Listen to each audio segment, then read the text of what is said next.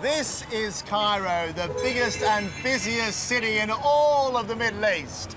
But it's also the street food capital of Egypt, and a culinary world I can't wait to discover.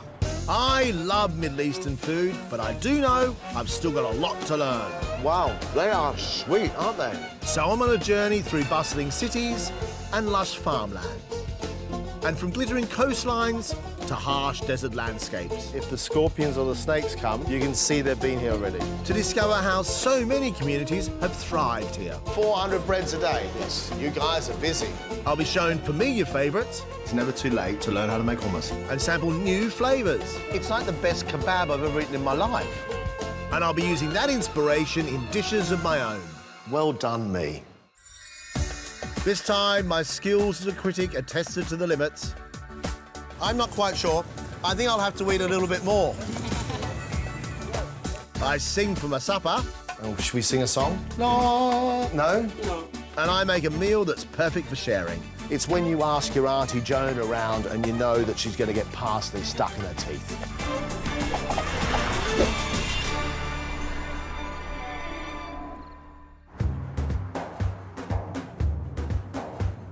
Often referred to as the cradle of civilization, Egypt is a giant of the Middle East, spanning the northeast corner of Africa and stretching into the southwest corner of Asia. Close to 20 million people call Cairo their home, and on the outskirts of the city, the ancient monuments of Giza stand proudly, just as they did when they were built a staggering 4,500 years ago. Unlike its neighbouring Middle Eastern capitals, Cairo doesn't have such a thriving restaurant culture, so it's on the streets that I plan to find the finest foods. To guide me on my quest, I'm meeting Layla, who runs food tours of Cairo. Hi, John. How are you? It's nice to meet you. Nice to meet you too. You have the most extraordinary city. Yes, welcome to Cairo. If you're in for street food, you've come to the right place. I absolutely love street food. I think for me, street food is it's sort of the heartbeat of a culture. You get to see the street food where people really eat. This is my favourite thing to do. Yes. Eat and explore. Yeah. Speaking of which, It's beautiful. Yeah. what is this place? So this is an authentic small old bakery. These bakeries only do beledi bread. Beledi. Yes, and beledi means local. I've seen bread like this all around Cairo. Yeah. But how do they make it? We can take a look inside and, you can see the process from start to finish. Show me the way. Whoa, what a place. So the word for bread is aish in Arabic, and aish actually means life, or comes from the word of life. This is really what bread is to Egyptians, They are so beautiful. So you got the whole process here. It's like a mini factory. You've got everything from mixing the dough to flattening out, putting all the ingredients together to actually baking it in the oven. You've got these beautiful old ovens. This is super traditional, very authentic. If they press in the wrong spot, exactly in the middle rather than around it, the bread would basically collapse. And then they would sell that bread cheaper. It would still taste good, but they would sell it cheaper. I've just realised what I've been doing wrong to my flatbread. By you just saying that, Yeah. it makes sense. Yeah. You've got to press around the outside, Exactly. seal the edges, let the air come in the middle, Exactly. and the whole thing will puff up. I think it's one of the most stunning things I've ever seen. Yeah. In, out, up, down, all around. Yeah. The extraordinary production line. There's a sort of bit of magic and ballet and dance going on. Can I take one of these? Yes. Can I Take one of try these. It is as light as a feather, and it's soft, but there inside is air. Wow. Yeah, wow. Can we open that up? Yes, do it. Can I try some? Yeah, try some. There's not a lot of flavour to it. No, Can I sit my head in that oven and just have a look? please don't do that. No, I'm not going to sit my head in the oven, but I want to have a look. Is that all right? Yeah. It runs very, very deep inside. Oh, Sorry. my goodness. And they puff up. They're like lanterns. They almost look like they're not Exactly. real, like bits of crepe paper. Yeah. Let me tell you something. It's hot in here. I mean, not a little bit hot. I mean, hotter than hot on a hot day on Hot Island. And these guys are just doing this over and over and over and over. Okay, I'm out the way. Up, okay, I'm out the way. Right, time to get out of here. That's the original food delivery service. Yeah. He even got a high five on the way out. I mean, that is incredible. This place is extraordinary. Time to see where my cyclist friends take their thousands of baladi breads. What is it? This is my personal favorite dish, and it's called hawashi. Hawashi. Hawashi, so it's hawashi. Hawashi. And it's going to be that good.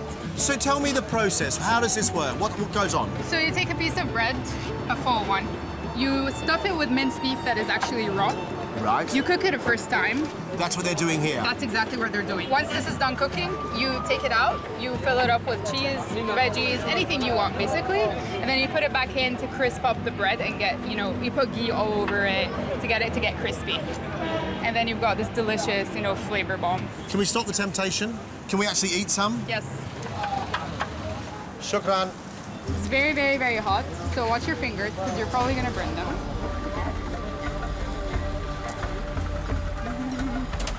Now, the thing is, I'm not quite sure. I think I'll have to eat a little bit more. This is like a cross between a toasted cheese sandwich, a burger, a meatloaf, salad, a crispy pizza all in one.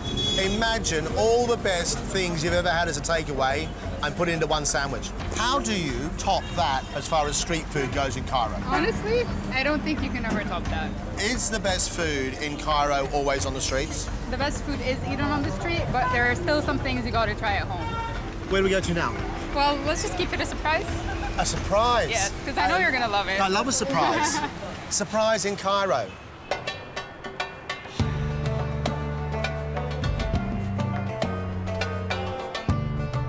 This is proper suburbia? Mm-hmm. Yes, that's true. Layla's brought me to the suburbs to sample a local delicacy. I brought you here to try a classic Egyptian dish called hamam mahshi, or stuffed pigeon. I talked to my friend's mom, and she makes the best hamam mahshi. I've got somebody's mum teaching me how to make a classic Egyptian dish. Yes, exactly. This is the sort of stuff I love. It's going to be awesome. Is it? Let's do it. Awesome. Let's do it. John, this is Sabah Nice to meet you. Abia is going to show me how she makes her Egyptian stuffed pigeon. Right. I'm just going to tell you right now, we don't speak the same language, so I'm just going to try as hard as I can. Abia adds 2 spoonfuls of black pepper and a teaspoon of ground cardamom into a pot of water. Then dices some onions in a blender. Okay, so that onions are going into a pot. That's ghee, onions and butter. So these here are all the insides of the pigeon. In here, there's the hearts and the gizzards and everything else. Obviously, I'm slowing her down, so she's coming to take them away from me. She's coming to take them away. Flavour is obviously really important. Onions and butter, and now the hearts and the gizzards of the pigeon into the pot. That's the base flavour. That's some more black pepper. Not an insignificant amount. Cinnamon? Cinnamon. Whoa, look at that. Turmeric, lots of it. Yes, garlic powder. It says garlic on the outside of the jar, that's how I know. Salt, yeah. And then... the rice is being washed. The rice has gone in. And hot mayo? Hot on mayo. Mayo is water.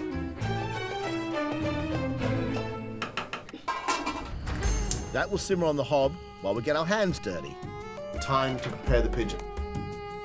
Clean the inside out and then take the head away.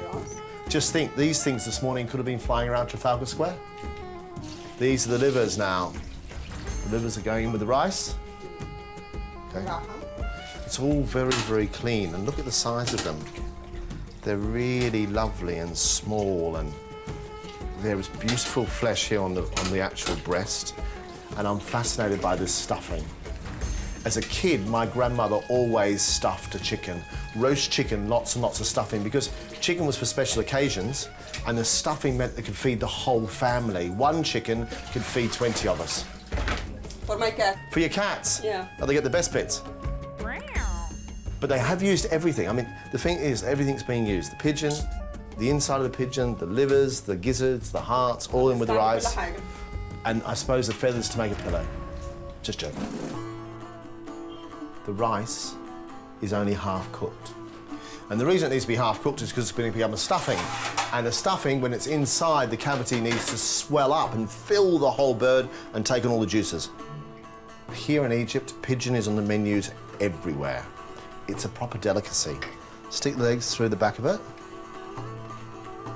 We've got a little production line going here.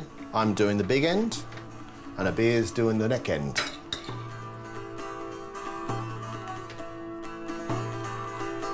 Stock is brought to the boil, Stuffed pigeons straight into the water. Here we go. and the pigeons go in. Okay, so now we wait. And should we sing a song? La, غني شوية. la. No? No. No good? No. Okay. One day I'm going to find somebody who'll sing with me. 15 awkward minutes later, out come the pigeons. And it's time to get arty. So what's this? Tomato sauce Yes, tomato sauce. and lemon, Uh-huh, oil, pepper, uh-huh. salt. Your English is amazing. Thank you. And what happens to that? عند الفرشة بقى. That's how you paint a pigeon. Okay, so it's going into a cold oven, and then she's going to turn the oven up. Abir carefully arranges the rice that wasn't used for the stuffing onto our plates. And out of the oven come our painted pigeons. They look great. That's how you cook a pigeon, Egyptian style. Haman mashi. There we go. Thank you, guys. Thank you. Thank you. Welcome to the pigeon party. Thank you very much for having me in your home. Abir, shukran. Welcome. The question is, how do we eat it? Oh. Yes. Take it apart. Look, there it goes. Ah. She's playing mum. There we are. Oh. Oh, amazing. Yeah. Layla, I love that people, you know, pull their food apart and feel it. Well gone. Your mum still takes it apart for you? Yeah. Of course she does. Does your mum still do your washing? No, she doesn't.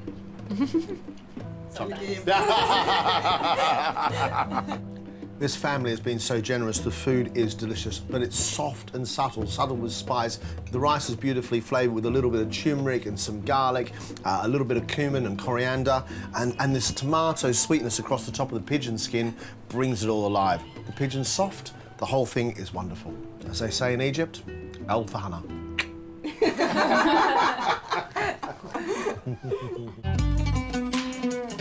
The sun is rising on the city again, and surprise, surprise, I've woken up hungry. And what I do know is that one of my favourite foods won't be hard to find around here.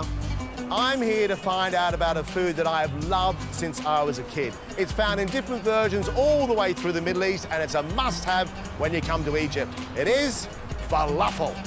I've eaten falafel all over the world, but it's widely claimed that it was invented here in Egypt 1,000 years ago, when the Coptic Christians gave up meat for Lent. Sabari al-Khir. How are you? Good to see you. القاهرة بيقولوا عليها طعمية. Talmir. Okay, it seems like falafel for all of everywhere else, but in Cairo especially, it's tamir. Here we go. There's the beans. There's the surprise. Many of us think falafel and chickpeas, but here it's just fava beans. Okay. So here, there's herbs, parsley, looks like rocket, mint. Then he adds garlic, cumin seeds and fennel seeds. And the last bit is some salt. The salt acts as abrasive and it breaks the whole thing down to make a paste.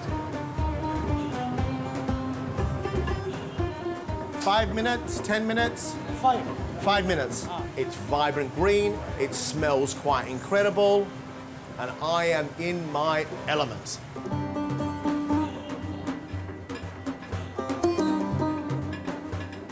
He said he's finished this bit, but actually we've still got to cook it. And then I get to eat it. To the cooker we go. Here we go. Right now, Ahmed has got a bowl of falafel mix. His hand is touching a mixture of coriander seed and a herb, patting the top, taking a piece out and then going inside. You can smell the garlic and the herbs as it cooks. I've learned how to make falafel, I've learned how to cook it, and add these little bits of spices. One thing to do, and that's eat it. Thank you very much. Goodbye. Thank you.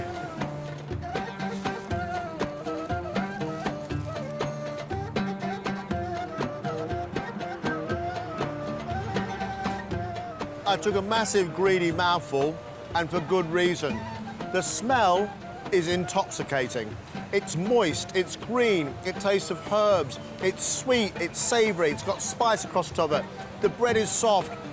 It is a piece of art. Is it the best I've ever had? I think it may be. I'm always happier with a belly full of falafel, and that's a belly. I've tasted so many delicious things here in Cairo, but now I'm off to Giza because I plan to prepare a Middle Eastern classic in the most incredible surroundings. I'm going to make my version of kufta and tabbouleh in the shadows of the pyramids of Giza. Kufta are just a delicious little meat patty which are cooked over coals on a skewer. In here, I've got some minced beef with a little bit of extra fat, and the reason the fat is because when it cooks, I want it to stay lovely and moist. So to that, I'm going to add a mixture of my ground roasted spices, cardamom pods and coriander seeds. Now to that, good pinch of salt and a really good pinch of pepper. Here's the secret, a little tiny splash of water just to keep that meat wonderful and moist. Splash. A good splash of lemon juice. And to that, fresh chopped mint. A little bit of garlic. Garlic goes in, and so does the mint. Give it a really good mix together. Wooden skewers, which I've soaked in water. If you soak in water, it's easier for the meat to come off when it's cooked. The other thing is, when they're over the coals, they don't burn. Take a bit of mixture, about a spoonful or a forkful, roll it into a ball, flatten the patty, and then take your skewer and literally wrap it around the outside of it. Make enough for a decent feast. This is all about the charcoal, and they just simply get laid across the top. As the kufta cook, I'm going to make a tabbouleh. Bourguel wheat soaked for about 20 minutes in cold water. Parsley, don't be shy with the parsley, and some tomato. Chop the parsley brutally. It is all about parsley. It's when you ask your Auntie Joan around and you know that she's going to get parsley stuck in her teeth. That lovely parsley smile that we all love at a barbie. In it goes. To that bourguel, soaked and then drained. And every so often just check your kufta, make sure they're okay. Just gently turn them over. Look at that, all lovely. Chopped onion. Take your tomatoes, cut them into quarters, long ways. Over the tomatoes, a little sprinkling of salt, and let them sit. Because my kufta are ready to come off. A bread is not just used for a sandwich or to be used with something inside it, it's also used as a plate. I'm simply going to take them off and place them on top of that piece of bread. And then all the juice from those will slowly but surely soak into the bread. And now to finish off the salad. Be a bit butch with it. Give it a good chop. And now just a tiny touch of olive oil. Just mix it all together. And now take that juice and all those tomatoes and scrape it all in. To that, some lemon juice. Good sprinkling of black pepper. As I've traveled around, I duck into markets, go to souks, you know, hang out a little bit, try and be cool in Egypt, and pick up a few spices. And I've got here za'atar, thyme, oregano, marjoram. There's so much debate about what it is, where it comes from. Did it come from the Romans? Did it come from the Greeks? Did it come from the Egyptians? We're not quite sure. But where it's going to is into my tabbouleh. And now a bit of a mix. Really mix it together. The parsley is the hero. Lemon and grilled meat go together really well for two reasons. The sharp acid in the lime or lemon bring out the flavour, but also that acid helps you digest the fattiness of the meat. Take the bread and put it on your board. A good spoonful of your tabbouleh. This is not for the faint-hearted. This is about sharing. This is about family. This is about offering it up to everybody who you love. Take the wonderful bits of kufta that are here and place them across the top. A bit more lime across the top. And there we have it. Kufta with tabbouleh in the shadow of the pyramids.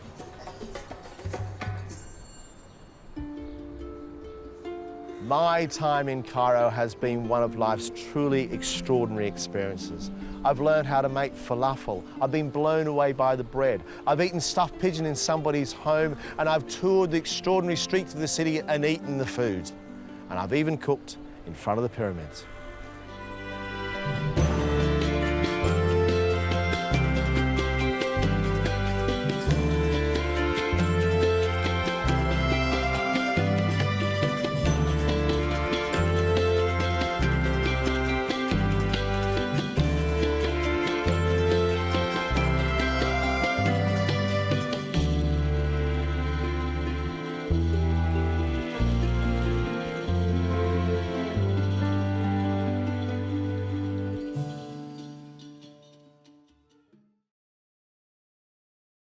Welcome to Dubai, a place where you can literally eat your way around the world.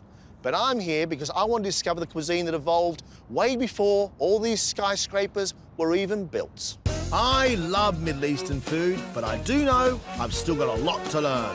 Wow, they are sweet, aren't they? So I'm on a journey through bustling cities and lush farmlands.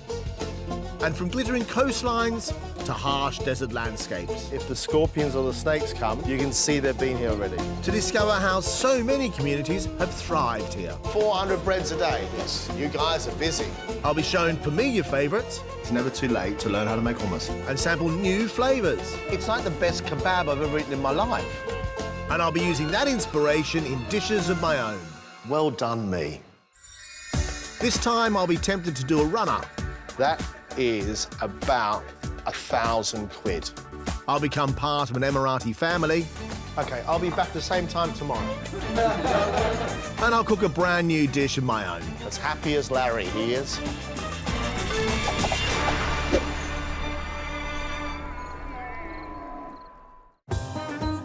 Dubai sits on the Gulf between Saudi Arabia to the west and Oman to the east. The discovery of oil in the 1950s completely transformed the area into the global hub it has now become. Citizens of the United Arab Emirates are known as Emiratis, and in Dubai they make up less than 10% of the population. But that doesn't mean they haven't retained a distinctive culture and cuisine of their very own. It's the Muslim festival of Ramadan whilst I'm here, so many of the locals will be fasting during daylight hours. Dubai started its life here because of the riches of the Gulf, pearl diving and fishing. And this fishing industry is still massively important to the Emirates today. And you do know, I love a market. I'm here to meet Emirati local Nazak El Sabak to explore the market and buy some essential ingredients for her specialty fish dish. How important is fish to the people of this area? Very important. We have fish 365 days a year. Well, I suppose that if your place is a port, then fish is always going to be important. Exactly, yes. So what sort of fish is this? This is tuna. In this area, the biggest I've dealt with is like 16, 18 kilo. Wow. What are we going to use this fish for, Nazat? We will salt it. We will do malih. Malih. Malih. Malih, okay. Malih is salted. Oh, okay. Is the word salted. In the old days, pre-electricity, our grandparents used to preserve it by salting. When in Dubai, do as they do in Dubai. So it's off to Nazak's house to get a behind-the-scenes look at the traditional Emirati practice of preserving fish, which must have always been a challenge in the heat of the Middle Eastern sun. Welcome to my kitchen, John. Hey. Please meet my sister Zuhur Al Sabag. Hello, I'm John. Very nice to meet you. Nice to meet you too. Thank you for inviting me to your home. You're most welcome. We're happy to have you. This is going to be one of those sort of great days where I learn something. a dish I don't know anything about. So we've got the fish that we got this morning from the fish market. Yeah. So what do we do? First, we put first layer of salt and little thyme, which is za'atar, we call it. Then we put this part of the fish. We put it at the bottom of this bucket. Then we add the salt. You put it in layers. So that it all preserves evenly? Yes. I add the last part is little thymes, Za'atar? and that's it. That's it?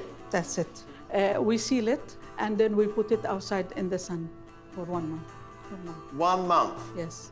You've got to make sure you seal that very well, otherwise your neighbours are going to be really upset. So in London, I'm going to find that very hard to make because I don't have sun. As long as it is kept in a warm place, that's it. I live in England. Have you been to England? And just like all the best cookery shows, here's one they prepared earlier. In here is all this salted fish that's been there for a month. Yes. Am I allowed to lift the lid? Yes, you are. Can I? Yes. Sure? Yes, sure. Go ahead. 1, 2, 3. Oh, look at that. So that liquid on top is all the liquid being sucked out of the fish. It has changed colour in the same way as if you would cure beef. It is just fish and salt and thyme with an I-M-E. That is it. 1 month later, you've got fish preserved. And it smells incredible. It smells like the sea. Shall we start now? Yes, we can start. What are we cooking? تحت مالح. What's data mean? It means the fish is at the bottom and then the rice is on the top. OK. I do as I'm told, and I pour my expertly chopped onions into a pan of warm butter. Whoa, look at that. Dried limes are crushed and added. That salting process has preserved the fish beautifully, but washing most of it off is crucial to avoid overpowering the flavour. And this is the mane, but you soak this in water? Yeah. How long? 12 hours, I change the water 4 times. To get rid of all that salt? Yes. It's quite meaty, very solid. Nazek then drops in the cloves and the black peppercorns. The sisters are very secretive over their blend of spices. That's it. What she puts in there. I can smell cumin, coriander, a little bit of turmeric, maybe a little bit of cinnamon. She's saying, yeah. Yeah? Not bad? Not bad. Not bad for an old man? Next, a clever little trick. Can we? Yes. I'll just put little rice so I don't burn my malih. Is this how you get the crispy bottom? Yeah. What's happened now is put a little layer of rice first, so that sits on the bottom, then the fish, then the more rice. And what will happen is that little layer of rice should stay at the bottom and go crispy. Crispy rice bottom. Some turmeric with water goes onto the rice topping. And I like the sound. You know, nothing in life is any good unless it makes a noise. Yeah. Lots of noise. It talks to you, right? Yes, food talks to you, but you've got to listen to it sometimes. And it's ready to serve. Maleh, salted fish, Emirati style. Look at this for a feast. It smells fantastic. Thank you. The rice is lovely and soft, but the fish is really soft. And there's no salt at all. And it's almost smoky. I'm really surprised by it. Simply delicious. Rice and fish. They always say the best food in the world is in the home. We'll come to England and cook it for you. And during an English summer.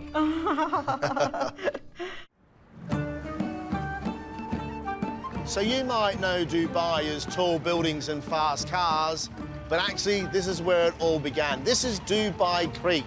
On either side, the markets, the souks. It was all about trading bits and pieces, be it gold or textiles, and even spices. And that's where I'm off to. I'm meeting food entrepreneur Mo. He's very familiar with these spice markets, having grown up in a household passionate about home cooking. So you're going to show me around? I am. Look, we're going to spend some time in the shade, so it's not going to be as hot as you think. Well, it's pretty hot. Mo's already invited me to his parents' house this evening to break the fast and enjoy a traditional Emirati iftar meal. So I'm already thinking this is the ideal place to find a gift. What is it about Emirati cuisine and spices? What is individual to it? The spices that we use here are influenced by the Indian subcontinent, by Iran, by Saudi Arabia, Iraq, Africa. So what happened was when those people arrived, they brought their food with them and they brought their trade with them. So in this area, you'll find the spice market. This is where it all happened. And now they've even got air conditioning in here, which makes it a little bit more comfortable than wandering just the streets. They imported that too. I've never seen turmeric like that before. That is turmeric, isn't it? Yeah, this is dried whole turmeric. Can I snap that? Yeah. No, I can't. All right, That's hilarious. I can't even break it in a... We're going to the gym. I'm gonna try this That is one. so... Oh, okay. Fair enough then, that's okay. We are here for a reason, and you're gonna make us a spice mix. So where do we start? I don't even know what half these spices are, but I'm happy to see that bag getting loaded up. So every one of these shops has a slightly different spice mix. So this is his personal blend. So all of this goes into a grinder and gets blitzed into a powder. That, for me, is more exciting than a bag full of sweets when you go to the cinema. You know, people get pick and mix. That, to me, is my pick and mix. That is a spice mix to behold. Come on, then. What can the next shop have that could possibly top that? Oh. John, so you're gonna love this. You know, foodies love this. So this is top-grade Iranian saffron. This is more expensive than truffles or anything you could imagine. Saffron is more expensive than gold per kilo. I mean, that shows how expensive it really is. And each one of those is the individual stamen of a crocus plant. There are millions of hand-picked, dried stamens in there. This is like one of those life-defining moments. That is about 1,000 quid. I've never seen that quantity of saffron before in my life. Bye-bye, saffron. Wow. I'm in Dubai, sampling the traditional food of the Emiratis. I'm lucky enough to have been invited to my new friend Mo's house for a traditional iftar meal. So after a long day of fasting for Ramadan, we'll all be eating together at the family home. Welcome, John. Mo, how are you? Come on in. Thank you very much indeed. My mom's in the kitchen, so she's expecting us and she's gonna put us to work. So heads up. Hello. Hello. Hello. But only fair if I come to somebody's kitchen. I have a gift for you. Soraya, thank you very much. That's for you. Very nice. Thank you very much. Let's grind. Let's grind. I thought he'd never ask.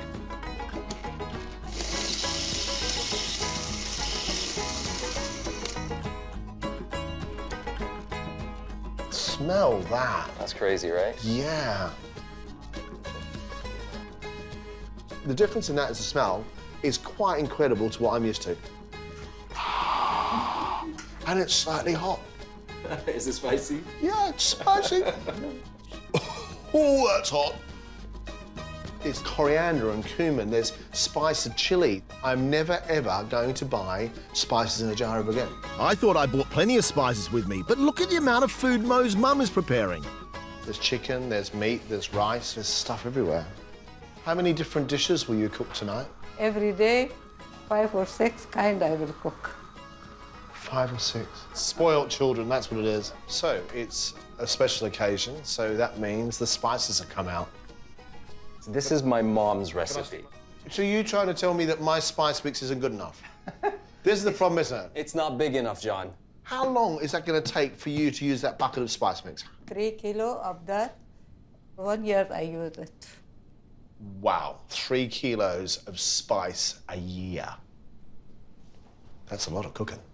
Am I allowed to get a jar of that to take away to be able to cook with my fish? My mom's one step ahead of you. She's already put them in jars for you. Has she? She has. Can I take the bucket? Mate, thank you very much indeed. The main courses, all 5 of them, are already cooked, so I'm going to help with dessert. So the recipe apparently is called lagaymat. Like you, I have no idea what this is going to turn out like. So in here you've got some yeast, Yeah, water and sugar, Yes, and you leave that for 5 minutes yes, so that the yeast starts to activate. yes. That's 1 heaped spoonful of corn flour she's added, and 2 spoons of yogurt. Then goes in 1 more cup of water. Next in goes a cupful of wheat flour and give it a stir. So it's a batter. I can see it's a batter. And here's a surprise ingredient. It's cardamom. Baking powder and baking soda. Yeah. It's gonna be as light as anything, this. It'll be like a cloud. Shall I mix it? Okay. Is that enough? Yes. It sits expanding for 20 minutes under that plate until it looks like this. It's quite a loose batter. It's not like a donut dough. And Soraya has just put on a rubber glove. Who knows why? Because she hand drops little balls of dough into the heated oil. What never fails to surprise me is, with food like this, the simplicity. There's no fancy implements, there's no machines, there's no piping bags, there's nothing like that at all. It's just somebody popping the donuts over in the oil. With a dough like this, it's quite dense, which means the oil can't be too hot. Because if it's too hot, they don't cook in the centre and they don't puff up enough. They're a donut. My turn. Trust me, I'm a doctor. Don't try this at home. It's okay? You're being too kind to me, aren't you? You're a chef, you asked me. No, I'm learning. I've never done this before. You tell me. I'm trying to make these, each one of these, small and perfectly round. That's the objective. Presently, like every shape, but round. Oh, I think I've got it. It's quite a quick little drop. Look at this, look, look. These are all perfectly You round. also, yeah. Yeah, look. You did one. I did one. Thanks. I got one. Tomorrow you come back.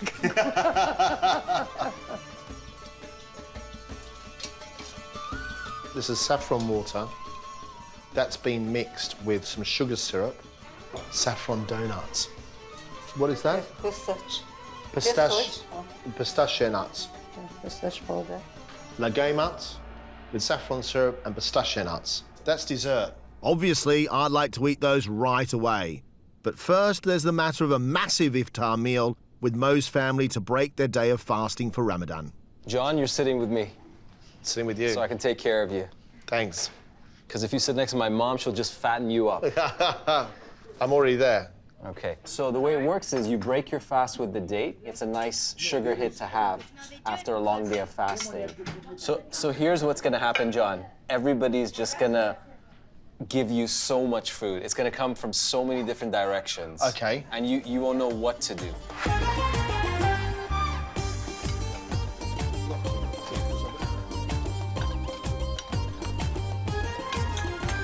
And I've got food sweat already.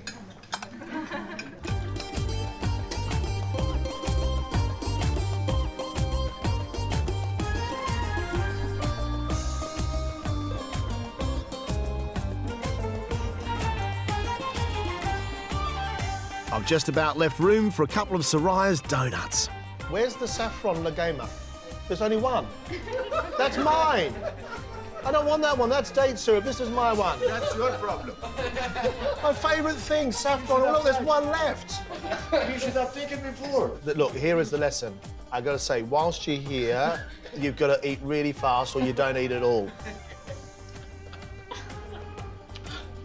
It's soft inside, crispy outside, sweet, sticky, saffron flavoured, pistachio-rich, wonderful donut. Magic carpet right in the bowl. OK, I'll be back at the same time tomorrow. That was an incredible eating experience, and I'm off to make a dish of my own. I'll need one or two things from the market 2 of these, please, 2 that size.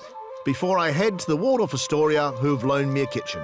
Having been inspired by the food of the Emirates, I'm going to make you some grilled fish with saffron potatoes and a herb salad. I've learned that the Emiratis like herbs with their main courses, and that's why the saffron, I have fallen in love with the amount of saffron I've seen through the streets. To bring the best out of the saffron, I'm going to toast it. Remember that each one of these is a singular strand of a crocus flower, and it should be treated with real reverence. I add salt and a generous helping of olive oil to the pan. Now for lots and lots of garlic, and I mean lots. Now shallots. And just cut them into 6 pieces.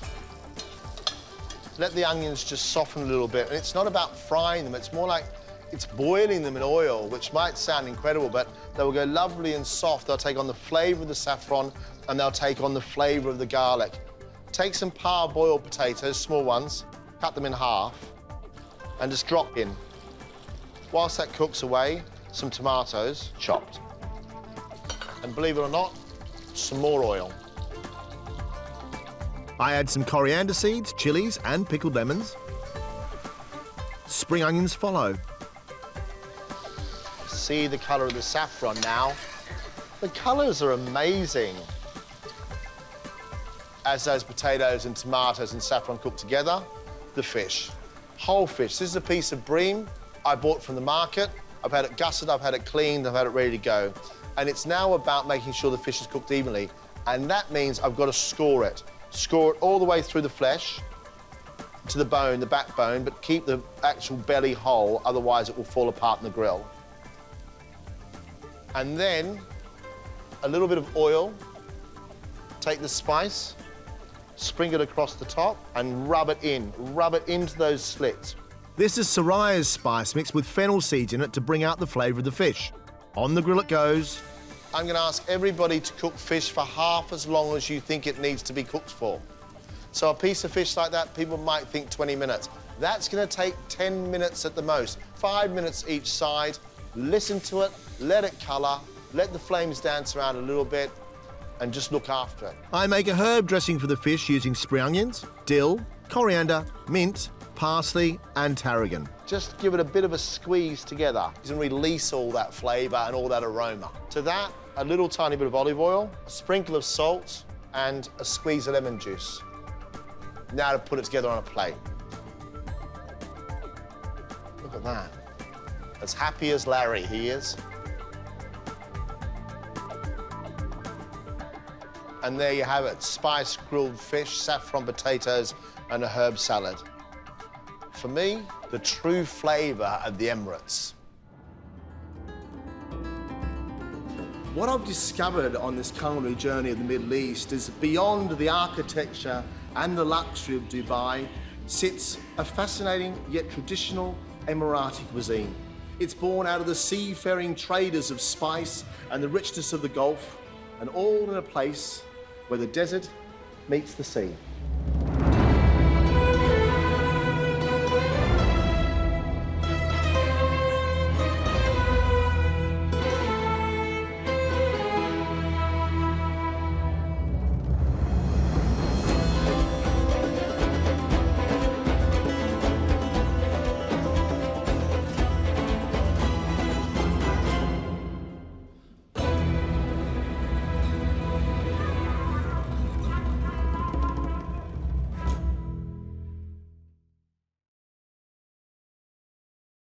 I'm on the south of Egypt's Red Sea coast, and this place is renowned for its tourism and its beautiful coral reefs. But I want to find out about the food of the people who have survived here for generations in this extraordinary and very harsh landscape. I love Middle Eastern food, but I do know I've still got a lot to learn. Wow, they are sweet, aren't they? So I'm on a journey through bustling cities and lush farmlands. And from glittering coastlines to harsh desert landscapes. If the scorpions or the snakes come, you can see they've been here already. To discover how so many communities have thrived here. 400 breads a day. Yes, you guys are busy. I'll be shown familiar favourites It's never too late to learn how to make hummus. and sample new flavours. It's like the best kebab I've ever eaten in my life. And I'll be using that inspiration in dishes of my own. Well done, me. This time, forget about gold, this tribe trades in goats. This is the bank. This is the bank. Yes. I make a new friend, The Arabic name is called Nigel. Nigel. and I conjure up a feast fit for a pharaoh. I'm going to cook goat with salsa verde, pickles, and bread.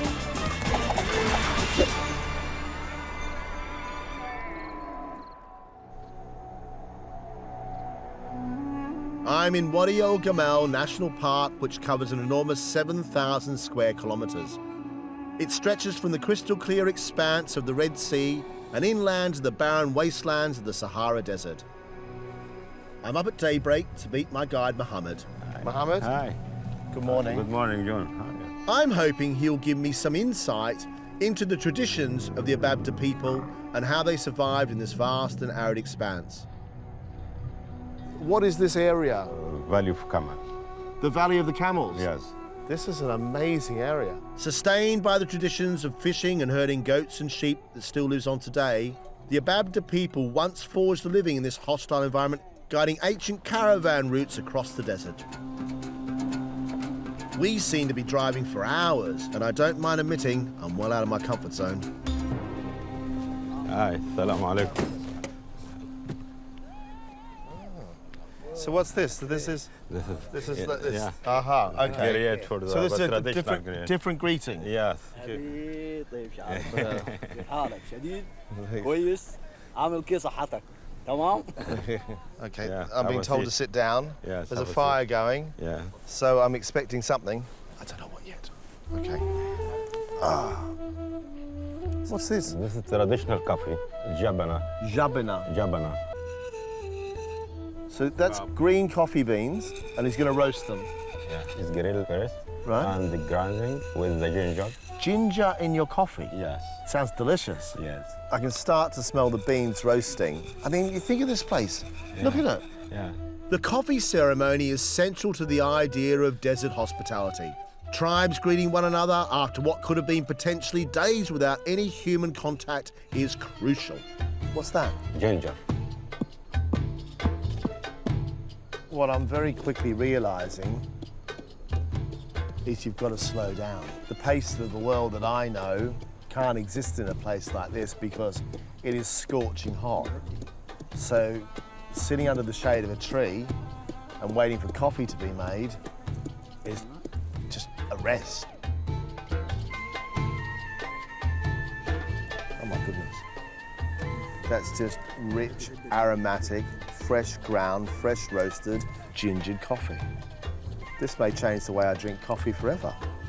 So what is that little thing? This is jabana. Yes. The pot's called a jabana, Yes. and that's why the coffee is a jabana. Yeah. It is a real ceremony. I know people might think I'm getting overexcited about a cup of coffee, but I've never seen anything like this before. I think this is fascinating, absolutely fascinating. That little yellow thing, what is it? Filter, because you know, you take the coffee, as this is not gross or this one. Shukran. Okay. Is so potent with ginger. It warms the back of your throat. It is of deliciousness. I mean, really deliciousness. Lovely, rich coffee, quite sharp, quite bitter, and then the warmth of ginger in the background. Yeah. It's incredible. Yes. You know. And this coffee is fantastic. Just like the coffee beans, their food is kept close by. So that little... All these goats here, what do they do with the goats? For Ababda, goats and sheep is important because they use the milk and also eat the meat and also sell part of this goat to buy flowers and clothes. And also the man is more power when he have more goats, more sheep. So is it fair to say that for the Ababda people, goats are like money is to us? Yes, this is the bank. This is the bank? Yes. But he looks after his bank and he travels with his bank? Yes. Sitting around and having a cup of coffee with these amazing people in the middle of the desert reaffirms for me how extraordinary humans are. They travel around, they follow the rains, they herd their goats, they trade, and they sit quietly, drink coffee, and spread the news. Makes you feel pretty special. Many Ababdas still move through the desert with their herds of goats or sheep, following the rain or travelling from well to well. But these days, many Ababda have moved to the towns and villages around the Nile Valley, drive around in pickup trucks rather than riding camels. We're heading even deeper into the wilderness now on the way to cook and eat. But I don't see any buildings around here, let alone a kitchen. Look, there's the goat. Yeah, it's the goat. There's already a small fire burning, and it looks like they're on the hunt for something very specific. What sort of stones are they collecting? This is the basalt and granite. So very hard stone. Very hard stone and it keeps the heat a long time. those stones aren't here. What is this? No, no, this is not the stone. This is all the corals. Coral? Yeah, all the coral reef, because the seas covered this area before. That's coral. This, you can find the fossils also there. Yeah. Mate, I'm a fossil. Yeah, shells and the old. You don't understand the joke, do you? Yeah. Let me tell you the joke, yeah? Yeah. You said you'll find fossils Yeah, here? yeah. I'm saying I'm the fossil. Yeah, yeah. I'm the old fossil. Yes. Yeah, that's the joke. Now you laugh. No, no, no joke. This is true. That's just the way it is. I'm a fossil. So the goat is going to be for us to eat. Yeah, we'll put the meat in the spice, and the spice 1 hour. Okie doke. And that's a beautiful piece of goat, that is. It's a kitchen in the desert. As the rocks heat up, the marinade is prepared. Lime, ground cumin and black pepper are mixed together and added to the meat. You know, I've seen little fires to make coffee, now piles of stone to cook goat. Every single thing they do seem to have a different fire. The stones are now hot enough for the marinated meat. I had no idea. I thought this meat was going to go in a pot and be cooked, and the pot's going to be on the stones, but actually the meat's going straight onto the stones. It's cooking on stone. That's amazing. All the little bits, all the big muscles which do all the work and take long, slow cooking, like the leg and the shoulder, have gone in small pieces on top of the stone. Then that belly with all the fat on the foot has been laid across the top as a lid. So actually we're going to get two processes going on here, where the meat's going to cook from underneath but steam through, which will make it lovely and tender with the marinade, and then that piece of belly, all the flavour and the fat will melt into it and keep it moist. Well, I mean, that is brilliant, absolutely brilliant. I mean, I've seen a barbie in my life, but I've never seen anything like this, ever. Do you smell that? I can smell it. It smells great. They've built a separate fire and now they're making a dough with flour, water and salt. I've never seen bread cooked without an oven before. Ah, it's buried in the ashes of the fire. That is, quite simply, impressive. A pit, some coals, a little bit of sand, and bread made from just flour and water. My big question is, how do you know when it's done? Mary Berry would have a problem putting a little fork in there to make sure it's got nothing sticky on it. Amazing. While the bread cooks, the goat is coming along a treat. The marinated spiced meat is slowly cooking away, but it's not being cooked too quickly, because if it does cook too quickly, it constricts and goes tough. And this gentleman now is just turning it ever so gently, every so often, to make sure it's cooked properly, with real care and real attention. I guess you would, after a day in the sun like this, collecting rocks, herding your goats. You're going to make sure it's cooked beautifully. Once the ashes are tapped off, the bread is ready. And the goat's not far behind. This is when I'm reminded what life is all about. Come to a place like this, which seems very, very barren, and to be invited into with a group of people to eat, and this is it. Simple as it may seem, goat cooked over the fire, spiced and marinated, and some bread cooked under coals. I've never seen anything like it. It smells incredible, and I am starving. Gentlemen, shall we eat? Yeah, yeah. Let's go. Go. Yeah, go on, come on. Yeah.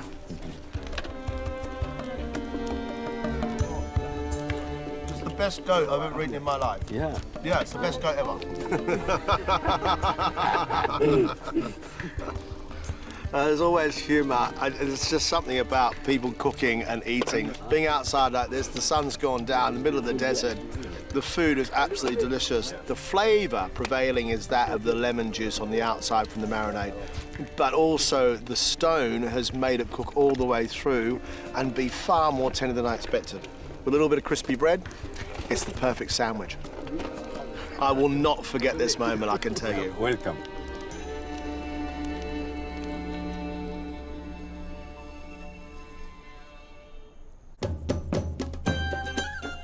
I'm in southern Egypt, learning how the nomadic Ababda people have lived and eaten in the desert and here on the Red Sea coast for hundreds of years.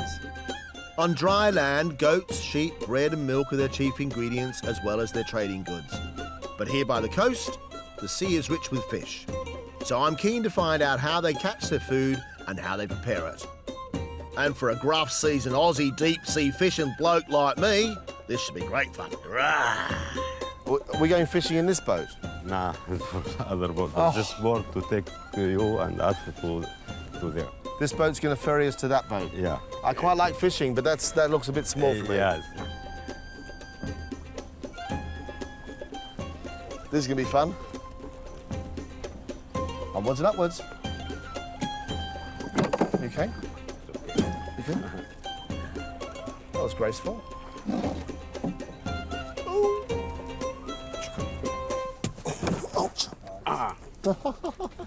The fishing is traditional for Ababdan culture. The national park and the resource is very, very important. This is why the Ababda people help to conserve the park. Can anybody fish here? No, here is a national park for the Ababda people to fish by line. Is take the fish for him family, and if it have a more, you can sell that.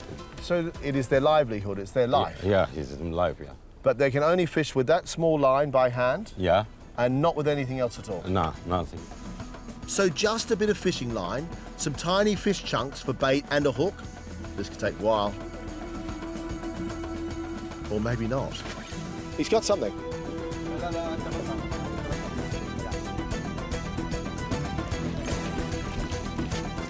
Wow, that is a fish. That's a coral trout. That's beautiful. The Arabic name is called Najil. Najil.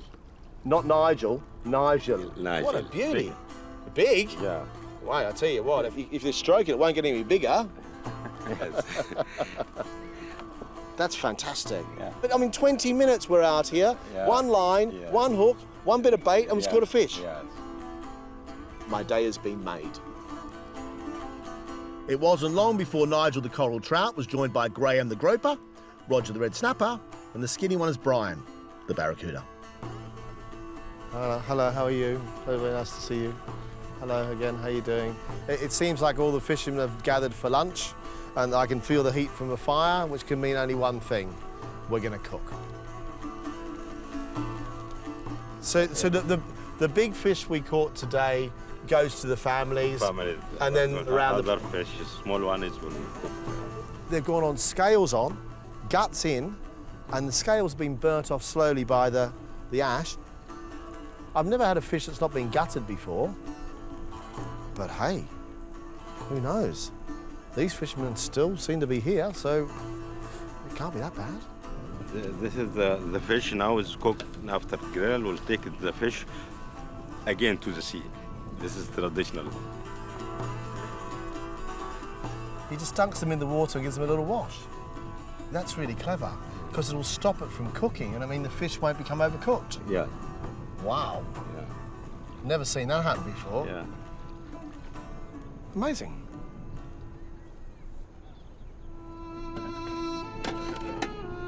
Perfect. I'm about to learn how to eat fish Ababda style. Oh, take the skin off. This is now after one bottled water is easy now to eat it. Oh, because the water. Look at this. Look how easily it comes off the bone. Take a bit of bread. Just falls apart. Look at all that lovely white flesh. Beautifully white, soft, clear fish flesh, just freshly caught. Fish Ababda style. Wow. That's really good. The little trick of washing it in the sea to cool it down really quickly is, I think, is inspired because the flesh will now just easily come off the bone.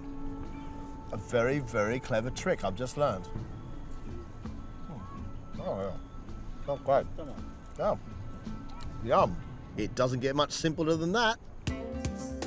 That fish was delicious. But after my cooking lesson in the desert, I have something very specific in mind for my own dish. Inspired by my time with the Ababda people, I thought it best that I make some goat. I'm going to cook goat with salsa verde, pickles, and bread.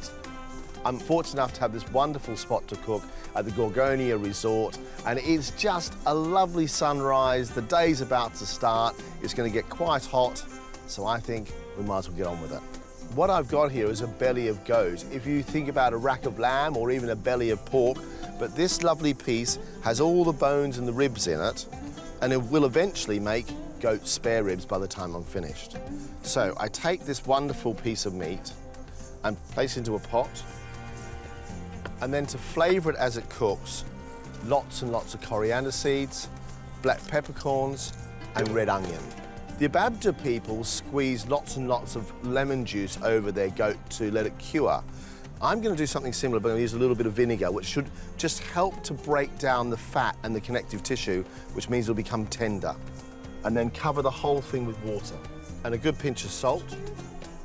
And now for a little chefy trick. When a piece of meat like this, or if you're poaching a piece of fish or whatever it might be, it will always start to float to the top, which means it doesn't cook evenly. So I'm going to show you how to make something called a cartouche. Take a square of paper, fold it in half to make a triangle, and then keep on folding it in half and then half again. You'll have a point at the end, lots of folds, like origami. I measure from the centre to the edge of the pan, cut it to the size of the pan, and then cut a hole in the middle to let the steam out. And the goat now simmers in that poaching liquid very, very gently.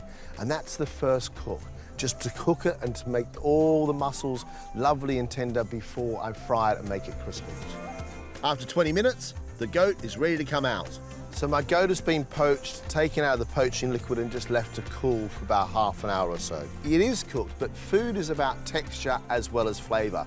And what I want this to be is lovely and crispy. Some more coriander seeds into a dry pan and the tiniest amount of oil. Take the poached belly of goat and put it into the pan rib side up. That means the fat underneath should start to render and cook and become lovely and crispy. The goat will sizzle a little and then eventually it'll calm down. When it starts to calm down, it means the fat is starting to render. Just let it go, let it sit nice and quietly, let it cook really quietly. Just take your time. Meat likes to take its time. Think the Sunday roast and how long that takes to cook. Now for the salsa verde. I mix garlic with a handful of parsley and basil and chop. So there's the verde part, the green bit. Now for the salsa part, the sauce bit. I squish a handful of capers with their brine and add the soft part of the loaf of white bread. And I'm going to keep that lovely bit of crust because when I had the goat with the Ababda people, they had that lovely crusty bread, and I'm going to serve that on the side of my goat. Douse it with some vinegar. Get your hands in and really give it a mix about. And to that, I add my chopped herbs and garlic. A pinch of salt. Now give it a really good stir. And now to finish off the goat. The goat has become lovely and crispy on one side, but because the bones are in it, it's going to be as if you put a banana in, so it will be bowed. And the way to make sure it's really hot is to turn it over, and another little chefy trick. Use steam. Steam cooks things a lot quicker than anything else. And now time to serve it all up. Tiniest amount of oil in my salsa verde. I'd use olive if I had it, but here, on the edge of the desert, there are no olive groves. So I'm dealing with what I have. Just make it lovely and rich. Some lovely sliced red onions raw. I like the raw onion with the meat. A little squeeze of lemon juice. There you have it, my goat by the Red Sea, inspired by the Ababda people. Bread, goat, a little bit of sauce, and some pickles. Delicious.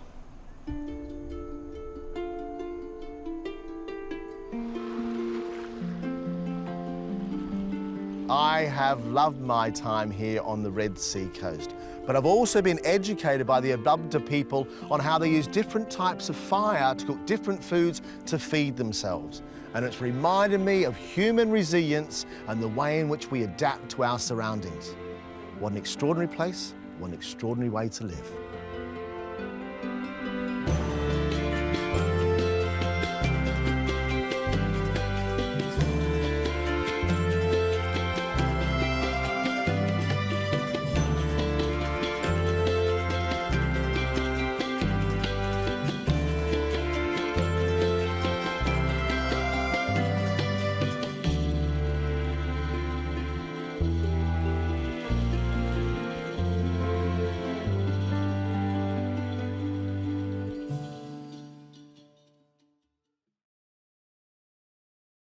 This is Luxor on the banks of the Nile, and I'm surrounded by ancient temples, ancient ruins, and ancient crops, some dating back as far as the pharaohs.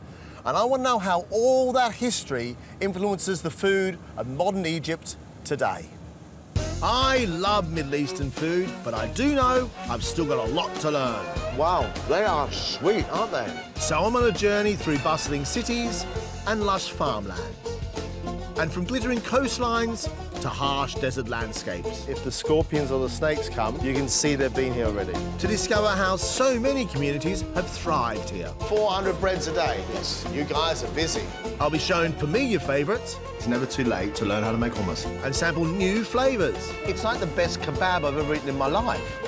And I'll be using that inspiration in dishes of my own. Well done, me. This time I see how the Egyptians put the fast into fast food.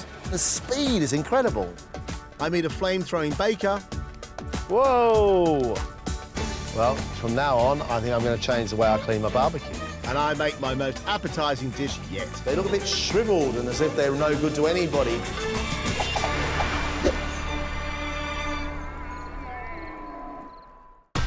With less than 1 centimetre of rain a year, Luxor in the centre of Egypt is one of the driest cities on earth. But thanks to millennia of irrigation from the River Nile, it's a lush, verdant oasis perfect for agriculture. Sitting amongst 4,000-year-old temples, it was once known as Thebes and hailed as the ancient capital of Egypt. It's now the perfect place to explore some of Egypt's most traditional foods. So at the start of this adventure, I want to know about the ancient foods of this country. And I hear that there's something called fool, which is eaten for breakfast all around Egypt. And there's even suggestions it was around at the time of the pharaohs. Fool's main ingredient is the humble fava bean. Once used as an offering by the pharaohs to the god of the Nile, they are still a much-loved ingredient in Egypt today. I'm meeting Ahmed, who I've heard has the fastest hands in the West. Morning. Anchor the Nile. Hello. Hello. Can I have some breakfast? Okay. Yes? Yes. Okay, fantastic. So there's this massive pot, and in this pot is just beans and lentils being cooked for hours, apparently. Almost the texture of chili con carne, but there's no meat in it. Salt, Salt, lemon, cumin, chili, chili, tahina, tahini, olive, and a little bit of oil. olive, lemon. Lemon juice. So he's made this sort of basic fool by the looks of it in the pot, and now he's seasoning every single portion himself. And you can see he's mixing it really well to make sure all that seasoning gets through the whole thing.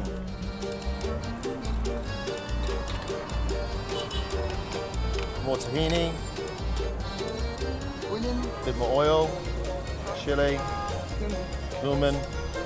And I have that with bread, yes? 1, 2, Our pickles, good. Chopped salads.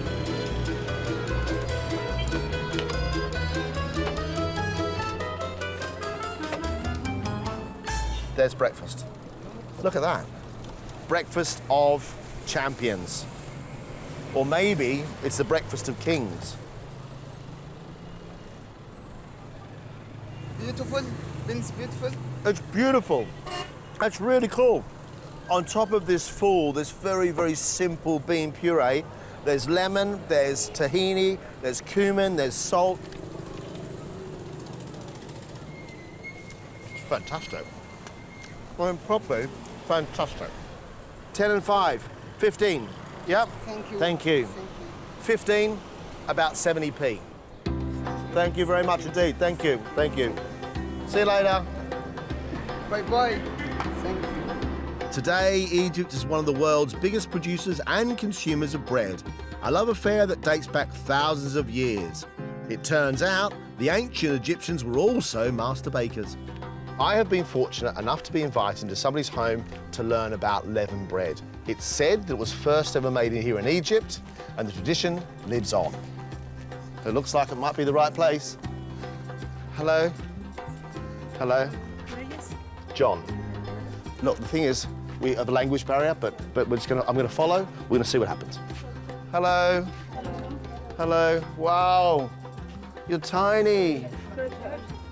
Wow. Oh. Oh, hello.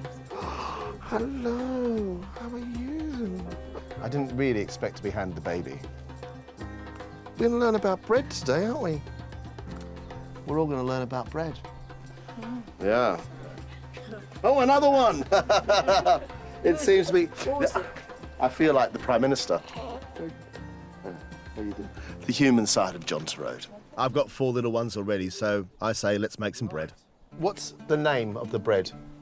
شمسي عيش شمسي Shamsi. ايوه شمسي What's Shamsi? أيوة. This? اه Shamsi means sun. Is that right? In goes the flour. See, it's all bubbling. That is active yeast.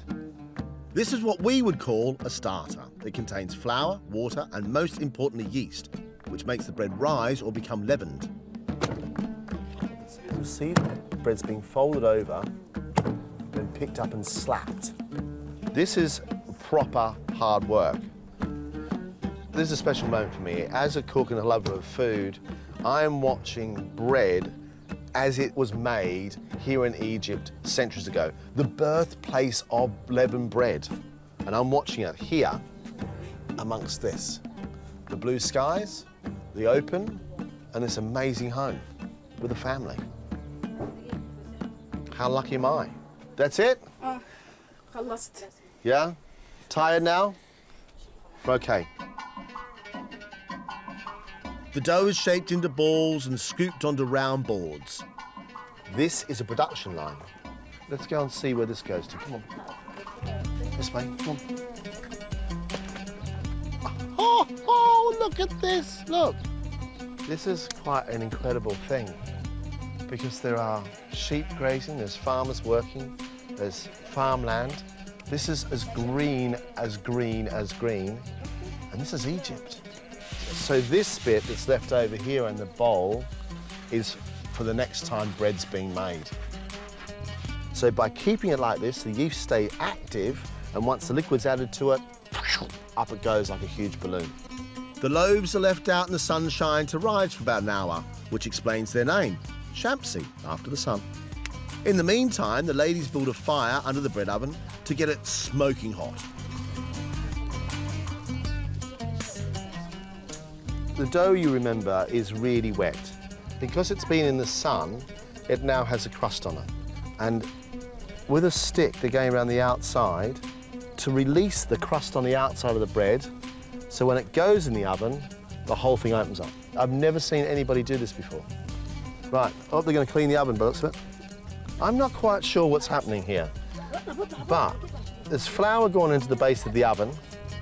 Whoa! I burned the flour. The flour catches fire and burns off the dirt, which makes the oven clean and ready to go. Well, from now on, I think I'm going to change the way I clean my barbecue. In go the loaves. The bread is already rising in there, and now it's getting sealed up. And it's going to cook for between 20 minutes and half an hour. In there is bread. The first ever leavened bread is said to have come from here in Egypt. And it's been passed on from generation to generation, and the same process seems to be going on in front of me today. Pretty stunning, I think.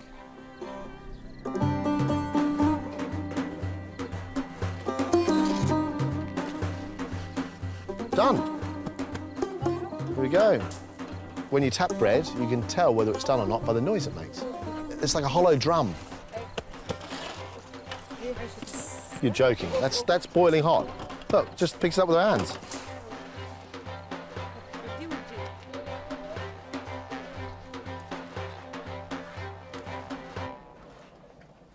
An ancient technique using ancient grain in a house using ancient materials in a modern world. Next time you pick up a loaf of bread from the shop, have a little think about its humble beginnings. Time to eat. Quite amazing, really, invited into somebody's home to make bread. And now I get to eat it with aubergines, beans or fool, some tomatoes, a bit of peppers, some cheese. This is very special. Thank you very much indeed.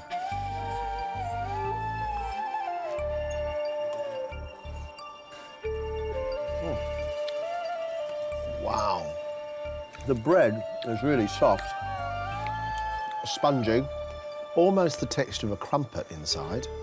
It's so light. Look how airy it is. It's really very good.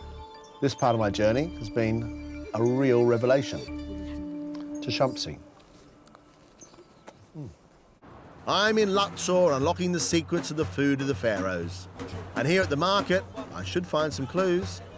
Luxor local Ibrahim is passionate about traditional Egyptian food, and he's keen to show me a regional speciality that's been used for thousands of years.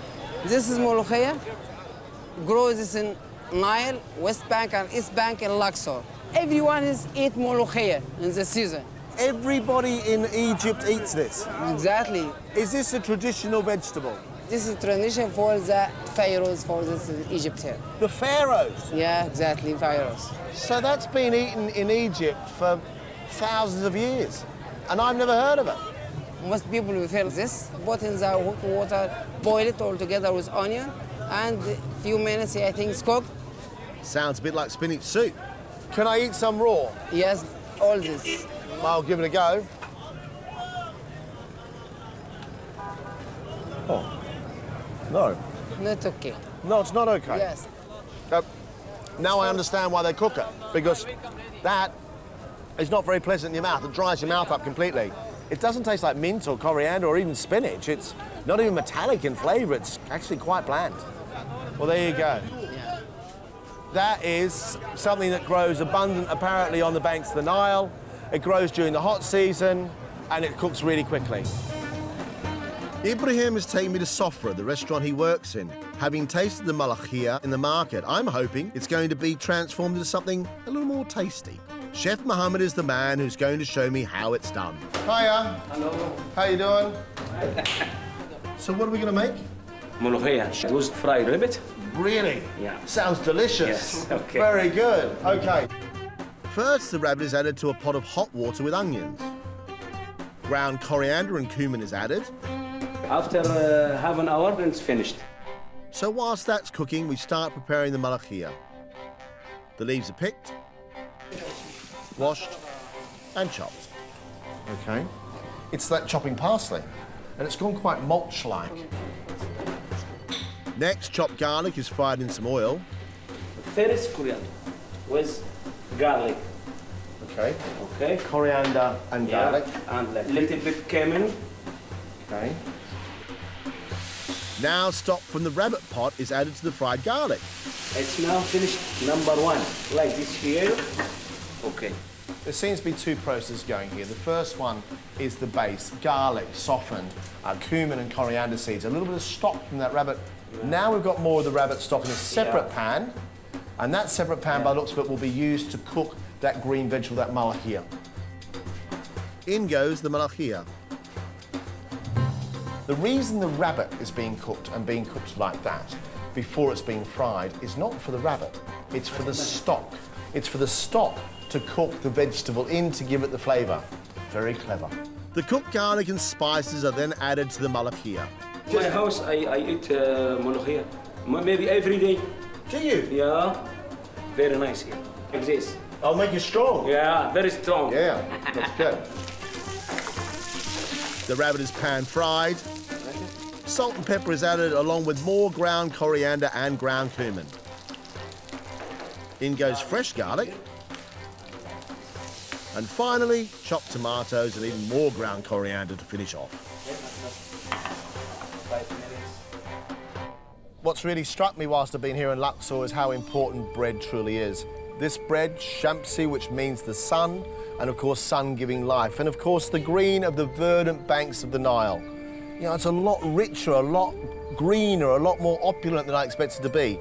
Bread, of course, give it a dip. The flavour of that stock coming from that rabbit, very similar to chicken, has made it really, really rich. Flavour of garlic running through it, cumin and coriander. It's delicious. It is like a very good bowl of spinach soup. Popeye, eat your heart out. Bit of rabbit. Oh, look, it's all lovely and tender because it's been boiled first.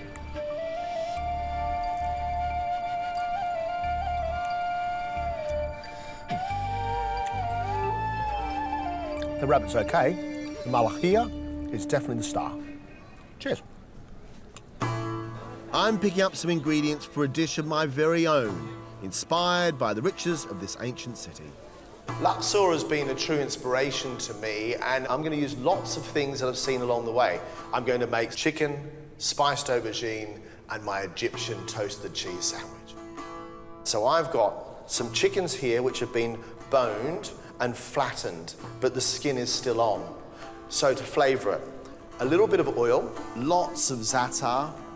Za'atar is dried wild thyme. If you can get za'atar, fabulous. Otherwise, dried thyme will work. And a good sprinkling of salt. And a squeeze of lemon. May look like a lime, but that is a lemon. And now for the important bit. Take a knife, a sharp knife, and stab it a number of times. The skin has now little tiny holes in it so it doesn't shrink so quickly, but also all the flavour goes underneath the skin and goes into the flesh. Chicken in the pan, skin side down, and a little bit more olive oil across the top.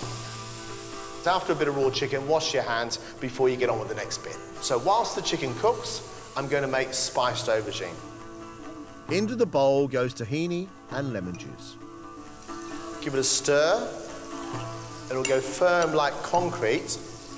Add to that a little bit of water to slacken it. The tahini mixture should be more of a paste. The aubergines here are fantastic. So you take an aubergine and either roast it for a very long time in an oven, about half an hour, or put it over flame and toast it. And they end up like this. They look a bit shriveled and as if they're no good to anybody, but what's inside is this smoky, wonderful, rich aubergine puree. So just split the aubergine down the middle, careful none of the black ash falls inside, and then open it up. Take a spoon, start from the top, and very gently scrape the inside flesh out of the aubergine. Look at that. It's almost like clotted cream, it's so thick. Time to turn over the chicken. You'll see the crispy skin, exactly how I want it to be. Whilst that cooks, I'm going to finish off my spiced aubergine. The board is fine, don't clean it. Let that little bit of residue from the outside of the aubergine stay there. Bring it together and just gently pull it apart with your fingers and a spoon. Now needs to be seasoned. Dry roasted cumin and coriander, and a good amount, and a squeeze of lemon. Chase away the pips, and a sprinkling of salt. So, with my aubergine puree, I'm going to put some chickpeas as well, to give it a bit of texture. Take some chickpeas which are cooked, and in your hand, just give them a nice little squash. Tinned chickpeas are absolutely fine if you don't want to cook your own. Mix it all together, and then into my tahini. And add some chopped basil to finish it off. My chicken's cooked all the way through. Take it out of the pan and put it onto a plate to rest. It needs to rest because there's lots going on. As it's cooking, there's lots of water molecules going around. And if you don't let it rest, as you cut it open, all the moisture comes out. So let it sit gently, and it'll be wonderful and moist. What I'm left with now is 2 lots of what I will call flavour residue. The flavour residue from my aubergine on the board, and the flavour residue from my chicken in the pan. All that flavour residue is going to go to make my version of a toasted cheese sandwich. Take 2 slices of bread and rub the bread all the way over that board. That's the inside of the sandwich. Take some cheese, fresh cheese. You can use goat's cheese or sheep's milk cheese. I suppose you could even use cream cheese if you wanted to with a little bit of salt and pepper. The pan's still hot from the chicken, so you take the piece of bread and drop it in. And turn it over straight away so you get the residue from the chicken on both sides. That's John Torode's Egyptian toasted cheese sandwich. This sort of thing just makes me happy. Sit and toast, and as soon as it starts to smoke, turn it over. Look at that, all crispy. And now to mix it all together and to put the dish on a plate. To serve, spoon plenty of the spiced aubergine on the plate, the juicy chicken, and then the slice of lovely crispy toasted sandwich. A bit of fresh herb, Lastly, a dribble of olive oil. And there you have it. My chicken with spiced aubergine, chickpeas, and a toasted Egyptian cheese sandwich. A letter from Luxor. I have been absolutely blown away by Luxor because this river has fed this verdant land for thousands of years. And out of it, some of the most humble food I've eaten, but also some of the most delicious.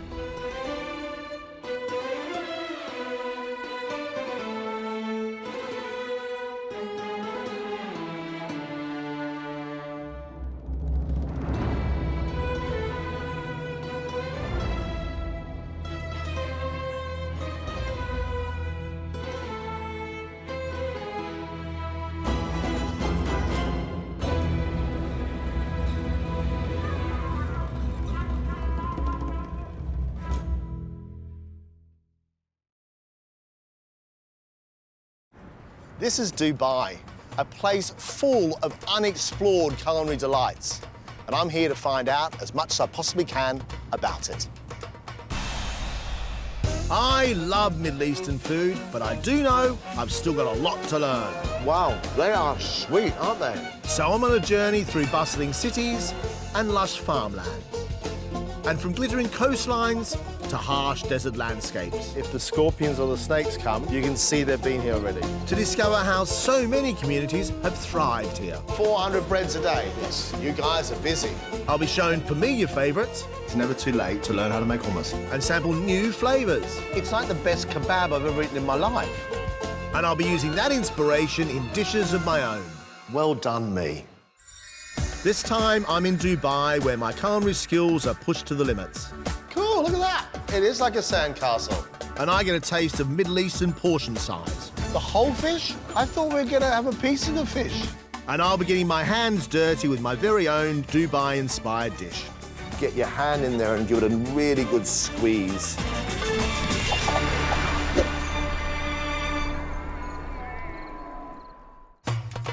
Dubai sits on the southeastern coast of the Gulf and is the largest and most populous city in the United Arab Emirates. These days, Dubai is a futuristic city famous for its glittering skyscrapers. But just 50 years ago, it was home to less than 60,000 people. It now boasts a population of over 3 million. It's home to over 200 nationalities, and expats make up a staggering 90% of the residents. This is a place that draws people in from around the world, and with it, their culinary influences. I'm here to try the food from across the Middle East and beyond. It's the Muslim festival of Ramadan, which means that whilst food preparation goes on during the day, you have to wait until after sunset to eat out in the streets.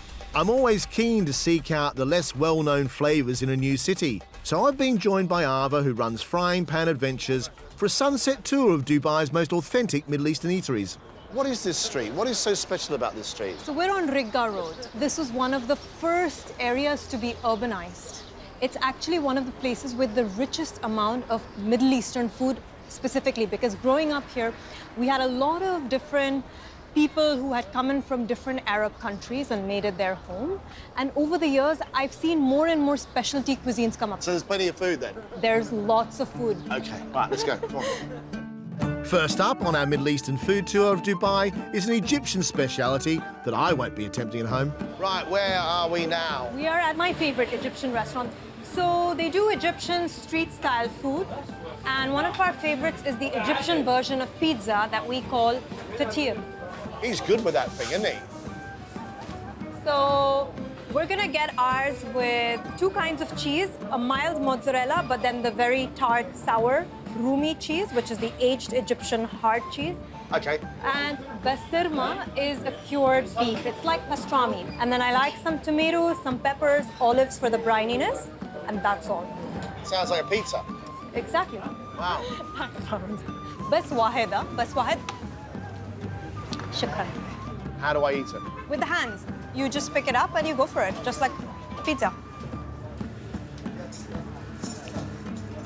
What do you think?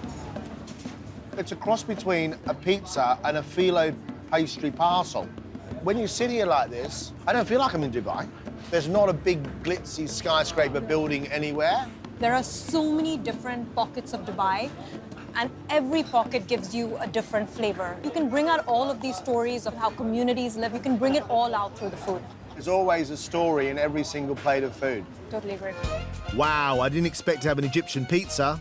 Let's see what the Palestinians can bring to the table.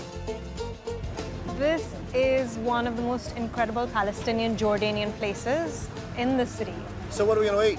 We're going to have musakhan, which is the Palestinian version of a chicken pie. My chicken pie.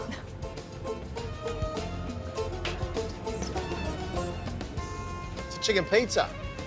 Chicken, caramelized onions, lots of olive oil, bread, and then a nice crisped up chicken.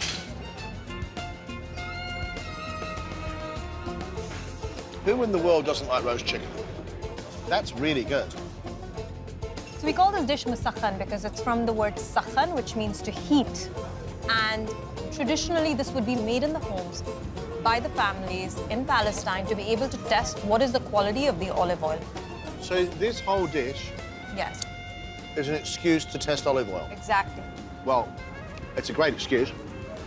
It's the one thing that I'm really noticing about Dubai is that there's a lot more to Dubai than meets the eye. Yes. See what I did there? Yeah, Yeah. copyright that quickly. That's it. They might make me a shake.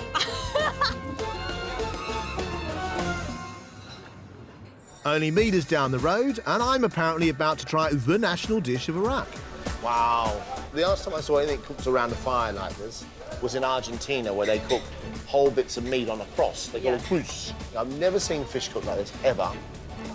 What you're seeing is one of the most ancient cooking techniques for fish in Iraq. This is maskoof. So what sort of fish is it? So it's a relative of carp, usually a barbel. This is usually a fish that people in a lot of countries will just throw out.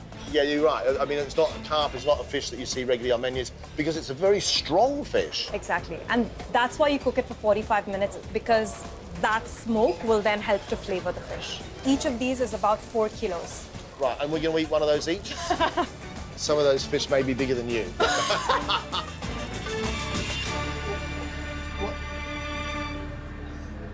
The whole fish? I thought we were going to have a piece of the fish. Thought you were hungry. Well, yeah, I'm hungry, but that's ridiculous. I'll do half, you do the other half. I think we can do it. Send the rest of the crew. That's going to be packed lunch for a week. So we tear our tandoor bread. I go in for my fish. Let's put in rehan, which is a kind of basil. And then that's your perfect bite. A little dip of the mango pickle, just a little bit goes a long way. And that's how you eat it. And then you're golden.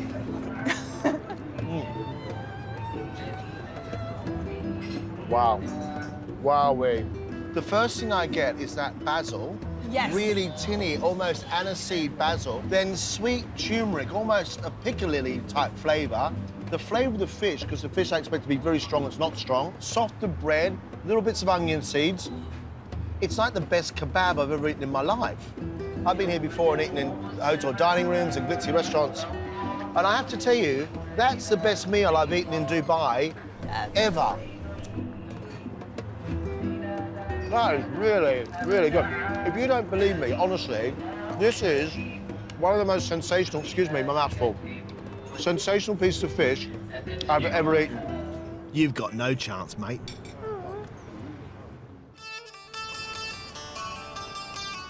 It's not just on the streets of Dubai that you can find authentic Middle Eastern food. I'm off to the Rixos Hotel on the famous Palm to meet Turkish chef Nurettin Selek to see how he too has brought the flavours of his homeland to this desert oasis. How are you? Good, thank you very much. Nice to meet you. Yeah. We will cook today halwa. This is very traditional Turkish dish. Okay, yeah. Where do we go to first? First, we are going to butter. To make the halwa, semolina is added to melted butter. Can you mix? Yes, of course I can. Yeah. I'll look after this. Yep. While I mix, he adds sugar to milk. Wow. Wow, look at that. So just explain to me what you're looking for when you toast the semolina. It's a number one color, number two smell. Yeah. See, almost ready. See the color? Change it. Smells start to change, I right? can smell it, yes. Yeah. The smell of butter caramel. Yes. Exactly. And I can start to see the steam coming off it as well. So this pan's really, really hot with that toasted semolina, and the milk's added to it, and automatically it comes together this porridge mixture. To make the crunchy centre of the halva, he mixes chopped nuts, butter, sugar and cinnamon. Finally, a generous helping of cream. This is not going to be good for my waistline. How many different nationality chefs do you have in your kitchen? 17 different nationalities. Is that a true reflection of Dubai at the moment, that it's a very multicultural city? In my hotel today, I have 8 different nationalities stay with us. They want to see something from their culture as well. We carefully shape the halva into a flower pot and stuff it with a nutty filling. Okay. Now we will cover completely. So it's got a bottom on it? Yes. I halva bottom. I halva bottom. Okay. 1, 2, 3. Cool, look at that. Yeah. That's good enough. Nice, huh? Yeah, lovely. It is like a sandcastle. Now for the finishing touches, setting light to a fig. People don't have these blow torches, but I think every home should have one. Luckily for me, fasting for Ramadan isn't required in hotels, so I'm going to dig right in. What's fascinating about this classic halva is that actually it's a true reflection of Dubai. It is a mountain of sand sculpted into something completely different with a modern twist. It just reminds me where I am. Sweetened semolina, all together quite buttery and very, very rich, made into this lovely pudding. It's the spoils of the Middle East, served in a very modern way. Very tasty indeed. I'm in Dubai, sampling the many expat specialities on offer around this culinary melting pot. It's not only people from across the Middle East that have brought a taste of home to Dubai. I'm off to Ravi's, a restaurant named after a Pakistani river, so I'm guessing it's not going to be Chinese. Wahid, how are you? Hi, John. How you doing? Very, very well, thank you. Let me show you around with the restaurant. Wow. So everything's done over coals? Yes, over coals. We do the chicken tikka, the kebabs, and the lamb chops. That's one of the most popular dishes in the restaurant. Really? Yeah. So how long's the restaurant been here, Wahid? The restaurant's been here like 39 years now. And you have been here? My whole life. So you and your family had this restaurant before those buildings ever went up? Absolutely. I've seen them come up myself. So what was here before then? There was just the trade center, and all the way to Abu Dhabi, there was only sand on both the sides. But there was Ravi's? Ravi's has always been there. Ravi's and sand from the beginning. There must be a lot of Indians and Pakistanis in Dubai. Absolutely. They're the biggest population in the UAE, the Pakistanis and Indians. The biggest population in the UAE? Absolutely. Is that right? It is more than the local population. Wow. What you're doing is cooking authentic Indian and Pakistani food. Yes, that's right. For the people who live here, who are Pakistani and Indian. True. So you are providing a service and food from home. Yes, absolutely. To make them feel at home. It is. Where are we up to next? Off to the main kitchen now. I follow you. Yeah, sure. With almost 100 dishes on the menu, let's just say there's never a dull moment. This is not some little home kitchen. This is cooking on an industrial scale. A massive scale, yes. Because we operate 22 hours. We open at 5 in the morning, we close at 3. So the kitchen actually does not close at all. It's open 24 hours. So there's always cooking going on? It is. The kitchen is never closed. Ah, the smell is unbelievable. This is the naan bread they're making right now. I've never seen this with a stamp before. They used to do it with their own fingers back in the day. And obviously, if the one person is cooking about 300, 400 breads a day, it takes a toll on them. 300 or 400 breads a day? Yes. You guys are busy. Oh, that was good. During Ramadan, we have samosas, we have the dates, which we do not serve during the whole year, only during Ramadan. Why is that? We do it because that's how we open up our fast. So you should open up your fast with a date. And then a samosa. I'm always learning something. I love a samosa. Here we go. This is basic cookery. We've got a hob, a wok, a lot of noise, and we're standing only a couple of feet from the street. In other words, exactly what I came for. Wow. That's our most popular dish. What's it called? Chicken peshawari. Chicken peshawari. We're gonna do it from scratch for you. So this is chicken he's got in this pan? Yes. They put in the raw chicken over there, and this they're gonna cook it with the oil. And he put in some salt, a little bit of red chili. It's one very cool way of cutting a tomato. So you're gonna put the tomatoes inside and then put a lid on top. Then the flavor actually goes in with the oil. That's where the gravy comes in. It's still warm out in these streets, isn't it? Imagine how warm it is in there. He's good enough to give me a tissue. Hi? Thank you. Thank you. Thanks very much. You can see the tomatoes have all broken down really nicely. Yes. And become this, as you call, gravy. What's that going in? That's the yogurt going in. That's for the gravy. So quite a bit of yogurt. Yes. In our country, it comes with very less gravy. It's a bit dry. People over here, we have to localize it because they want a little gravy with the chicken. That's unusual. The ginger is going in very late. That's normally something I put in quite early.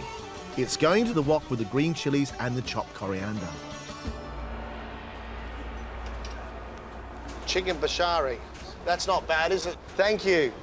To walk along a street like this and find that there is food, authentic food from Pakistan and India, is a great surprise and a revelation. Thank you so much. It was a pleasure meeting you. Real pleasure meeting you too. Thank you so very much indeed. Thank you. Ah, the moment I've been waiting for. Well, almost. Wahib's off to break fast with his family, and I'm off for dinner. But I can't eat until I hear the call for prayer. Ah, great. Let's tuck in. The sun's gone down, the call to prayer's come. You get to see it cooked in front of you, and then you get to eat it. Soft chicken, a little bit of ginger, sweet tomatoes, little bits of green chili, really make it spicy. Food like this is always going to be delicious because it's not for me, it's for the locals. That's the way to eat when you're in Dubai, if you search it out.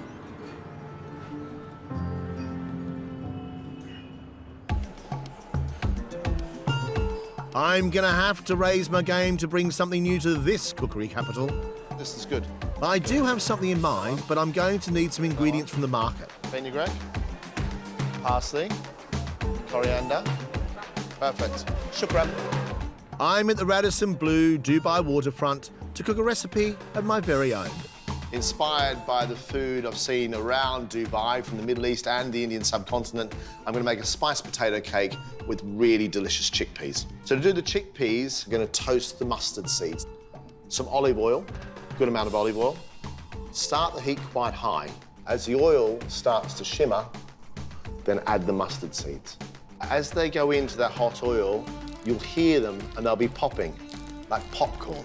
In the pan go curry leaves, chopped onions, and chili powder. And then to that, I'm going to add the chickpeas. A couple of spoonfuls of the chickpeas first. And now the water. And add to that a little bit of salt. Give it a stir. Smelling good. Next, I add fresh tomatoes and chopped chili. The bigger the chili, the less heat. The smaller the chili, the more heat. This is going to be quite spicy. Now, this fenugreek. If you can search out fresh fenugreek, do grab it. Fenugreek is an aromatic plant commonly used in Indian cooking. Give it a squeeze to release the oils, and then drop it in. As that cooks away, the last little flavour is ginger. I've now changed the way I use ginger in this because of the way I saw it at Ravi's. They put it at the last minute so it's still lovely and fresh. You learn something every time you watch somebody cook, even me. That ginger is going to be quite powerful, almost like strands of spaghetti amongst the chickpeas. But I want that. I don't want it to be in any way subtle. I want it to be vivacious. I want it to be bold. I want it to take me on a journey.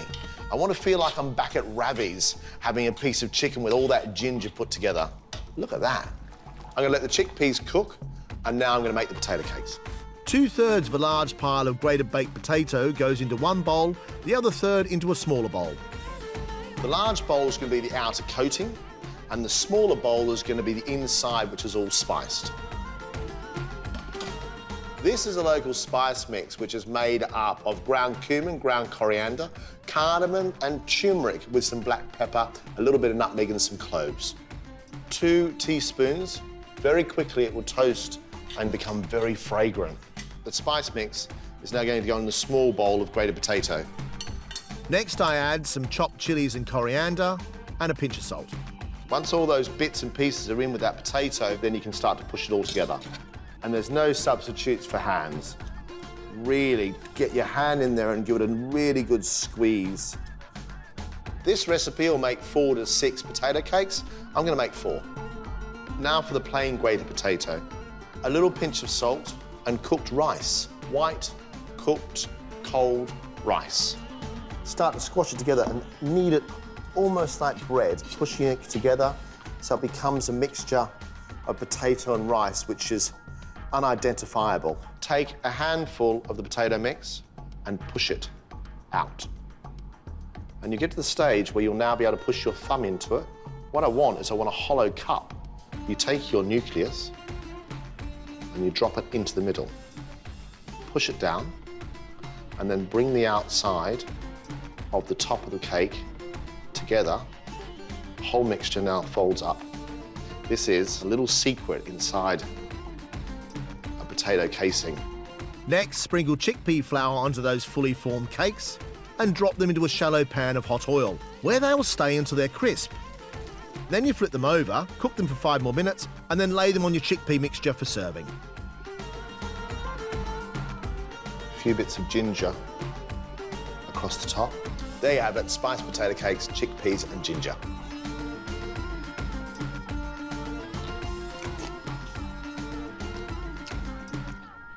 Very good. Over the last couple of days, I've enjoyed some extraordinary food, authentic and traditional food. It could be from Iraq or Palestine, Turkey, Pakistan and India, all of it to be found here on the streets of Dubai. Be adventurous, step outside wherever you are in the world and find something delicious.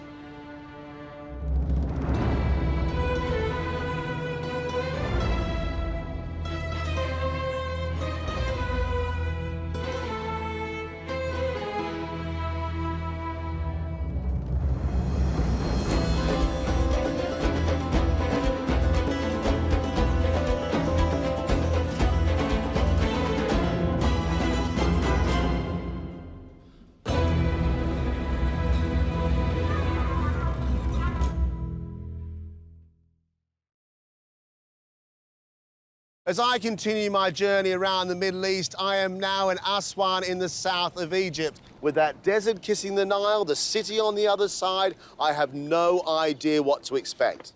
I love Middle Eastern food, but I do know I've still got a lot to learn. Wow, they are sweet, aren't they? So I'm on a journey through bustling cities and lush farmlands. And from glittering coastlines to harsh desert landscapes. If the scorpions or the snakes come, you can see they've been here already. To discover how so many communities have thrived here. 400 breads a day. Yes, you guys are busy. I'll be showing familiar favourites. It's never too late to learn how to make hummus. And sample new flavours. It's like the best kebab I've ever eaten in my life. And I'll be using that inspiration in dishes of my own. Well done, me. This time, I'm in Aswan digging for answers. What's in here? It's a secret. Will you give me the secret? No. Picking up new cookery tricks. Where do you dry it? In the sun, يعني. In the sun.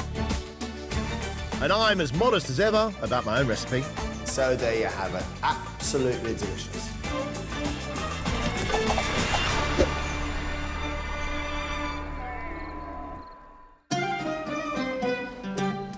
Aswan is a region in the south of Egypt which stretches all the way down to the border with Sudan.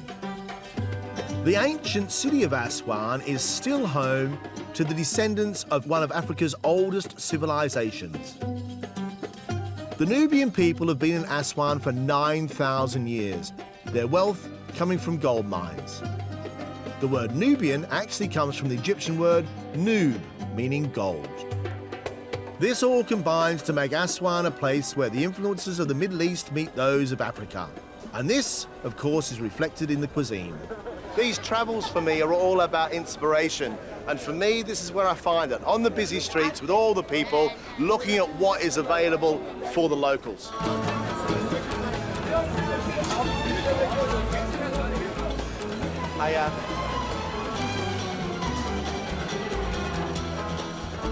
I always say to you, follow the crowd. There's a queue here. I don't know what it's for, but I'm gonna have a look. Come on, let's go and have a look. Come on. So, what is it? It's bread. Everyone's queued up for their daily bread. I love this chaos.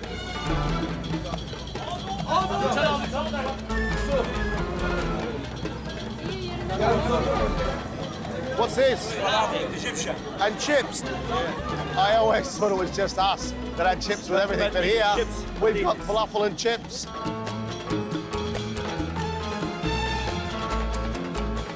It's really, the technique's quite amazing. This guy seems to be making falafel like he's milking a cow. He seems to squish it together. Look, and out it comes. And the smell of garlic and beans is just phenomenal. Now for the taste test. They're smaller, like little fish bites. They're sweet and not very much spice, but the beans come through. You can really taste the beans and a little tiny bit of mint just in the background. Chips. Oh, look, they're proper as well. All brown and crispy on the outside. You can tell they're all fluffy on the inside. Chips are delicious. You know, sometimes when you're away, you feel a bit homesick, and a chip goes a long way to make you feel comfortable. Falafel and chips. Shukran.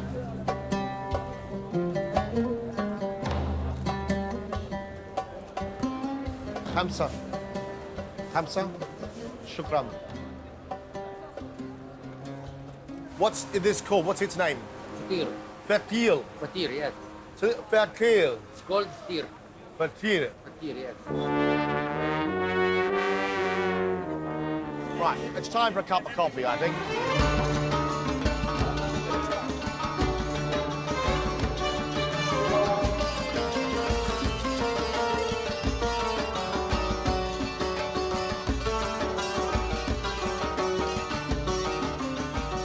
Strong, delicious coffee.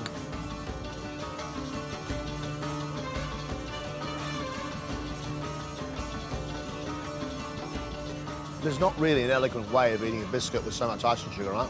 So much sugar, I can't speak properly. To dunk or not to dunk? That is the question. After my Middle Eastern morning in the bustling city market, I'm keen to see another side of Aswan.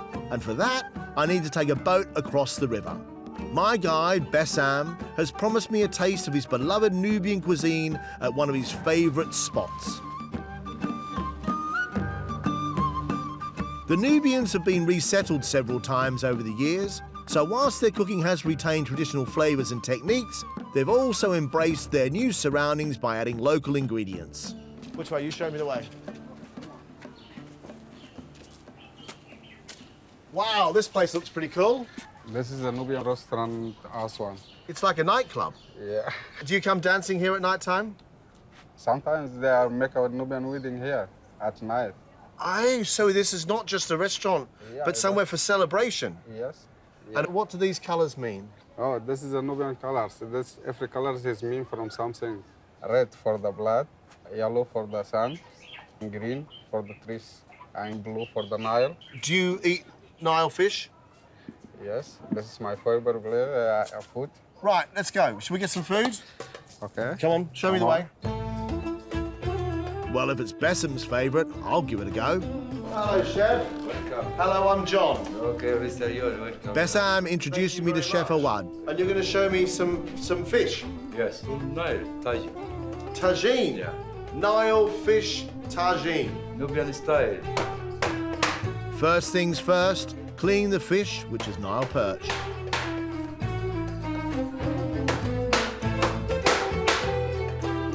I think I might buy him a pair of scissors. That's off the scale. Never seen a fish clean.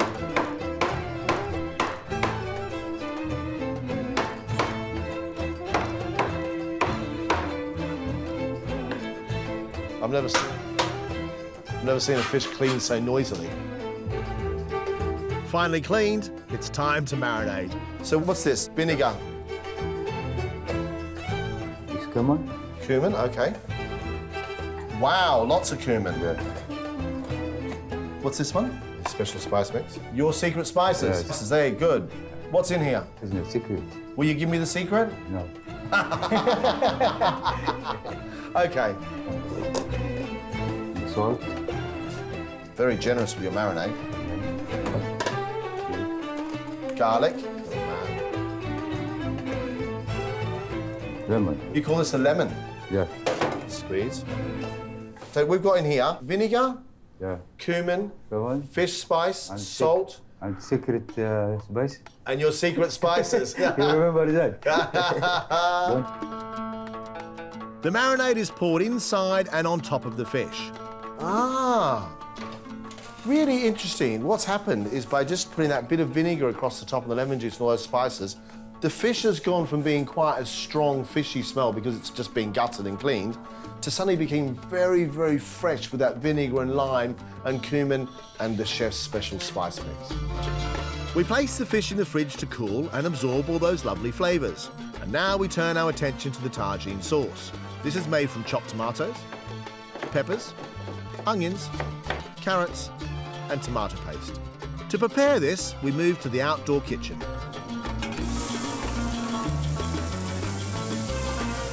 So the good thing about an onion is actually you can tell when it's cooked.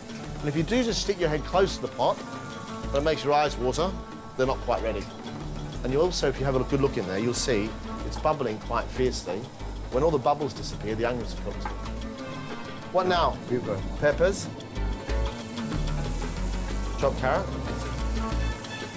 So your colours are very Nubian.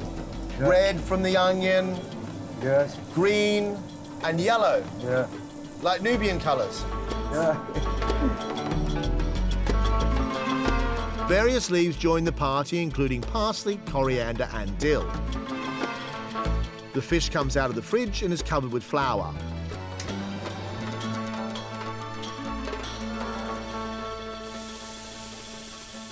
And so now it's being fried. Not shallow fried, deep fried. That's going to be cooked all the way through, that's for sure. Awad pours some of the tagine sauce into a clay pot, adds the deep-fried fish on top, and then fills it to the brim. Then bakes it. Now I put it in the oven for nearly 15 minutes. 15 minutes. And while it's in the oven, I'll take in the Nile side view. Shukran. Thank you very much. Look at this, tagine of Nile perch next to the Nile, and you can see why it's people's favourite. Right. There we are. Perfectly white, flaky fish, cooked all the way through. Yum. There is a sort of wonderful sweetness of tomato and the smokiness of those special spices from the chef. It's really delicious. And sweet carrot. I didn't expect the carrot to add much, but the carrot makes it very sweet. Peppers with a little bit of spice. It's just delicious. Tell you what a day. What a way to start my journey around Aswan.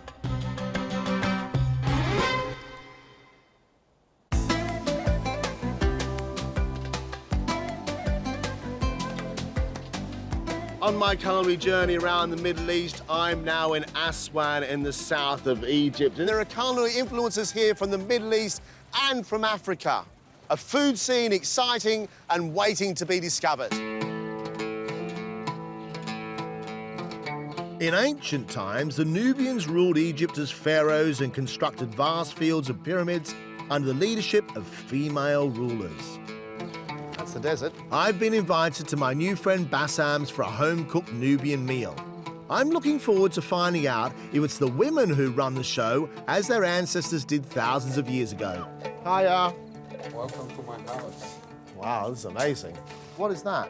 Or a snake, if moving, you can see it also here. So this sand, if the scorpions or the snakes come, Yes. you can see they've been here already. Yes. So you know what to do and to chase them away. Where they are going also. Well, we're going from snakes to snacks. Hello, family. How are you all? Fine. Wow, look at those big smiling faces. So many people in this house, but where are all the men? I get the whole family to cook with. This is incredible. I quickly find out who I'll be working with. Mushira, Amira, Susie, and I'm John. And we're going to make noodles. We will be making sharia, which is a Nubian dessert of sweet noodles. We start by making the dough. Look, here we go. A glass of flour. 3 glasses. A little bit of salt and some water. Mix the salt and the flour together. Can I feel that dough? It's dry, it's not sticky in any way, it doesn't stick to your hands. That's the whole idea, I guess. Lovely. Thank you. Yeah. Nice. How long does she have to knead that for? Just 3 minutes. Just about 3 minutes, just to make the dough. Okay, take little balls off. Little balls. When would you usually eat this dish? Celebrity. Celebrity? I'm a celebrity. You mean celebrations? Celebration. Celebrations. So this is for a celebration for a celebrity? Yes. Perfect. That's the sort of dish we want. And weddings. Weddings? Yes. I like weddings. I've had 2. You want Nubian Roma? No. Yeah. If you want more... If I want more? Yes. No. They're too expensive. Not expensive. Yeah, it's really expensive. Right, so you all these into the little balls, and that's it. Just wow. So they are, look, just little dough balls at the top of a Nubian house. Once the dough is ready, out comes the pasta machine. Am I doing okay, Susie? Yeah. What's amazing is this dough is really, really soft, and it goes through the machine very, very easily. It's now coated with lots of flour, and then we roll it out. Right, so look at this. But it's very wet. After it's thin enough and floured enough, it goes through the machine again, this time to be cut into noodles. Before? Dry. Do you dry it? Yeah. Where do you dry it? In the sun, yeah. In the sun.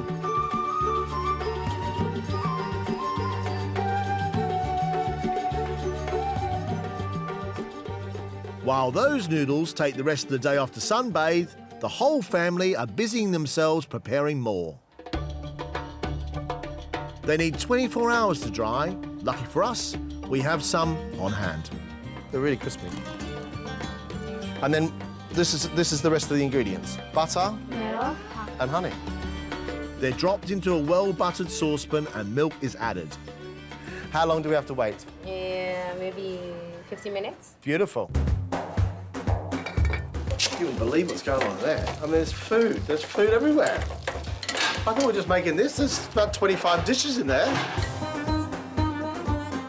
Perfect.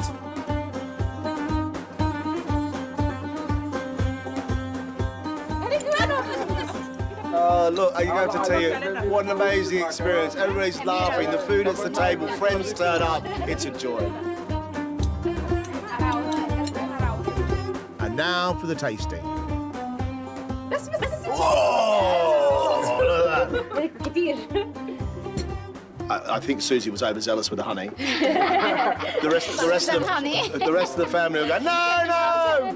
Too much honey. But it is. It's like rice pudding made with pasta. It's spaghetti with milk and honey. Kids would love this. Imagine that sweet pasta. Forget the bolognese. It's time for sharia. Yeah. Thank you, everybody.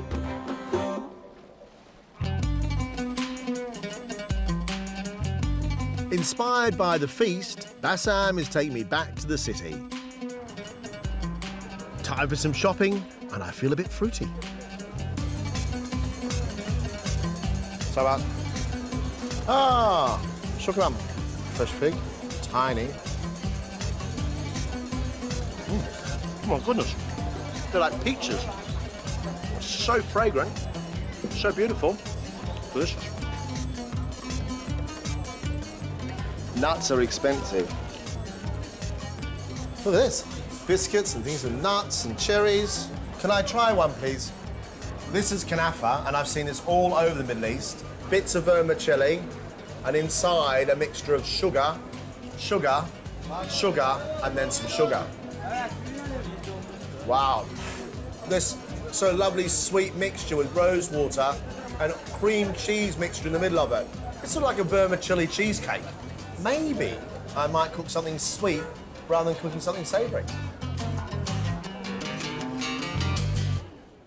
I'm going to make a classic dish called baklava, a mixture of nuts, phyllo pastry and a sugar syrup, and then it's flavoured any way you like. The first thing to do is to make a sugar syrup. The secret to a good sugar syrup is not to make it too sweet.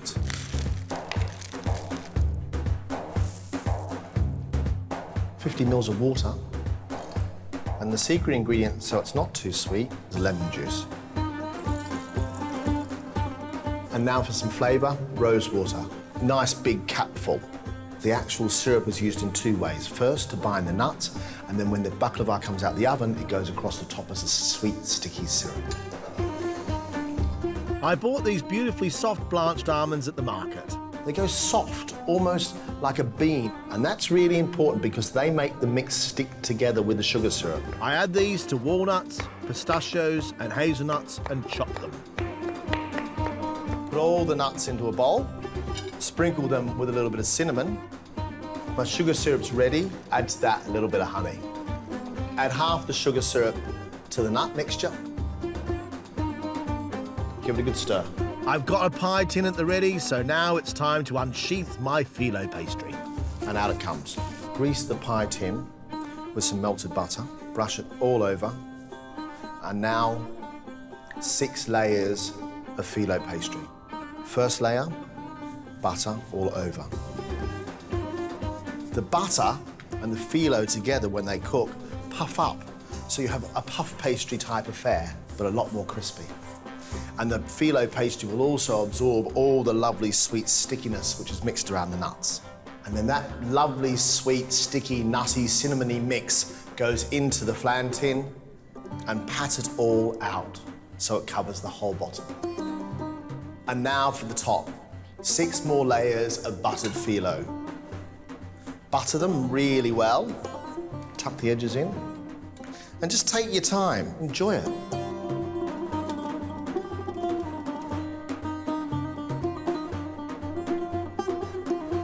And now for the top layer, the last layer. This time, butter side up. And now, just chop some nuts to sprinkle over the top. And then take a sharp knife and cut right down the middle. Be gentle with it. And then into strips, like little runways. Now goes into the oven until it's puffy and brown. And I've already got one ready because I can't wait to eat it. That is just what I want. Take the other half of your syrup that you've made, and because the syrup has cooled, it's now become a lot more sticky. And then you determine how much syrup you want on it. Do you want it sweet, super sweet, or Egyptian sweet? Crispy bits on the edge, look.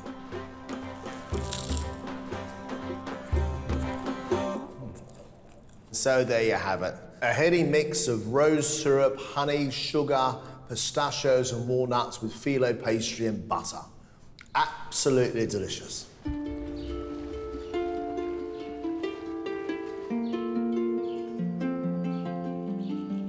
This journey through the Middle East continues to inspire me, and Aswan has reminded me that a big smile, a generous heart, and keeping things simple is sometimes the best.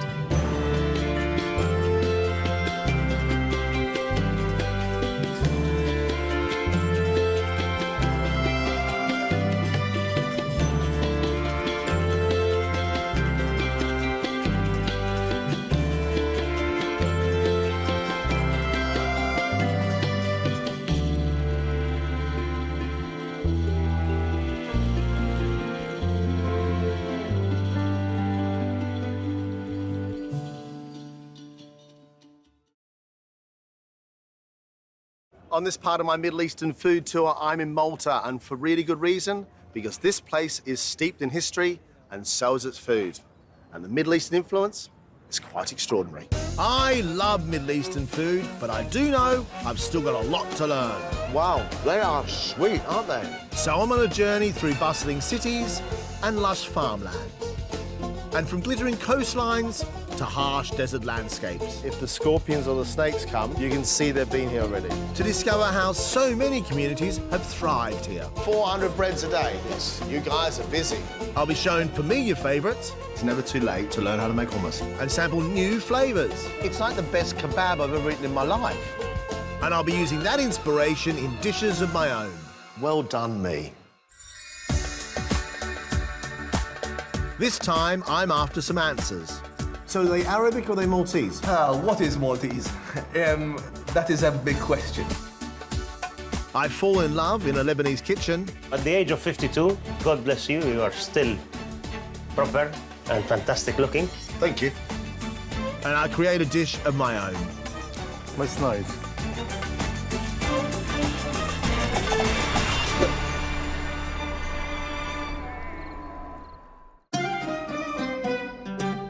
Malta is part of a group of islands in the centre of the Mediterranean, just to the south of Sicily, sat right on the edge of Europe and the Middle East. Malta has been inhabited for almost 8,000 years and has been, at various points, occupied by everyone from the Romans to the British. But 200 years of Arabic dominance has certainly left its mark. Although Malta is not strictly in the Middle East, I'm here because its culinary heritage has been shaped by the spices, flavours and cooking methods of the region. Of course, I'm keen to see how this rich history translates to the table. So I'm meeting a man who should be able to point me in the right direction. Liam is the curator of a local museum and knows his way around a typical Maltese menu. And there should be one at this traditional restaurant. So what do you love about Malta? It's in the middle of the Mediterranean, and I can say good morning in Maltese, which is bonjour.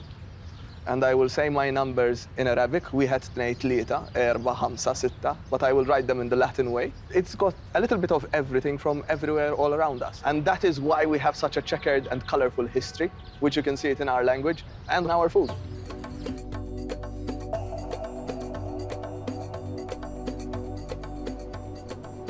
Coffee. Then you've got the Amaret. And there's a lot of history here. Totally influenced from Malta's contact with the Middle East when we were under Arab rule. So you've got the dates, you've got the pastry, which is deep fried, and you've got the drizzle of honey. Malta was famous for its honey. That's where there is the legend where our name comes from. Malta is honey. And these are called what? These are Amaret. It's an Arabic word. It comes from ma'rut, which means diamond. Oh. They're good. The honey's not strong. The dates aren't too sweet. So are they Arabic or are they Maltese? What is Maltese? That is a big question. I think I would call them Maltese, but with a heavy influence from the Middle East. That is a biscuit with a story. Yes. Then there's the coffee. Coffee was coming into Europe from Ethiopia and the Yemen. And we actually started importing it, a huge amount of it, to Paris, to Rome, to Naples, to Spain. It's mellow and soft. What else should I be looking out for if I'm looking for Middle Eastern influences? Look at the cheese, the Maltese Jibena, because there is so much influence there. The words we use for the production of cheese are all Arabic. Everything is influenced from the Middle East, and that is how we still do it today.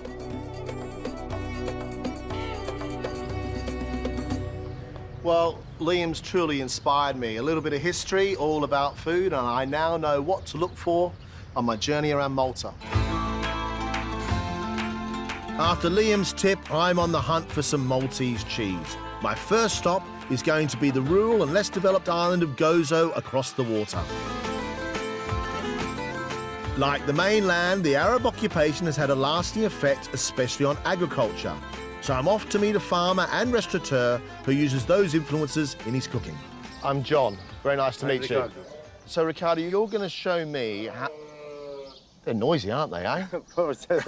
You're going to show me how to make jibena from start to finish. To finish, yes. From the milk all the way to the finished product. Milk all the way to the plate. Perfect. But that doesn't take one day, does it? Or does it? As a fresh cheese, it can take only a few hours. Is that right? As fresh cheese. Wow. Let's go milk a goat. Sometimes it's just better to leave it to the professionals. You don't want to taste? No, thank you. So we turn it into cheese then. Perfect. I have a special room at the Citadel. As you can see, the Citadel. Ah, up there. Background, yes. That's where we're going to.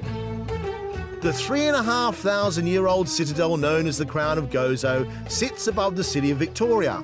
It's been a site of immense military importance since the Bronze Age, which is why I'm slightly stunned that I'm about to make cheese in there.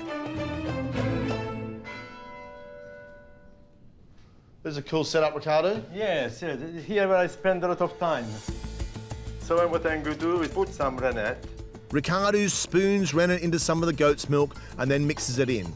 This helps separate the curds and whey. And that now sits for an hour. An hour is enough. Okay, that's all, just an hour. Here I have one pot and it's almost ready. Whoa, whoa, whoa. So that's just set straight away like that? Yes, it takes only 1 hour. The hard bit of the cheese is called the... Butter. Butter. We call that the curds. And then the watery bit is called the... Shorosh. Shorosh means whey. Now it's time that we put butter to these baskets. You want to try? Yes, please. It's really quite amazing, the feel of it.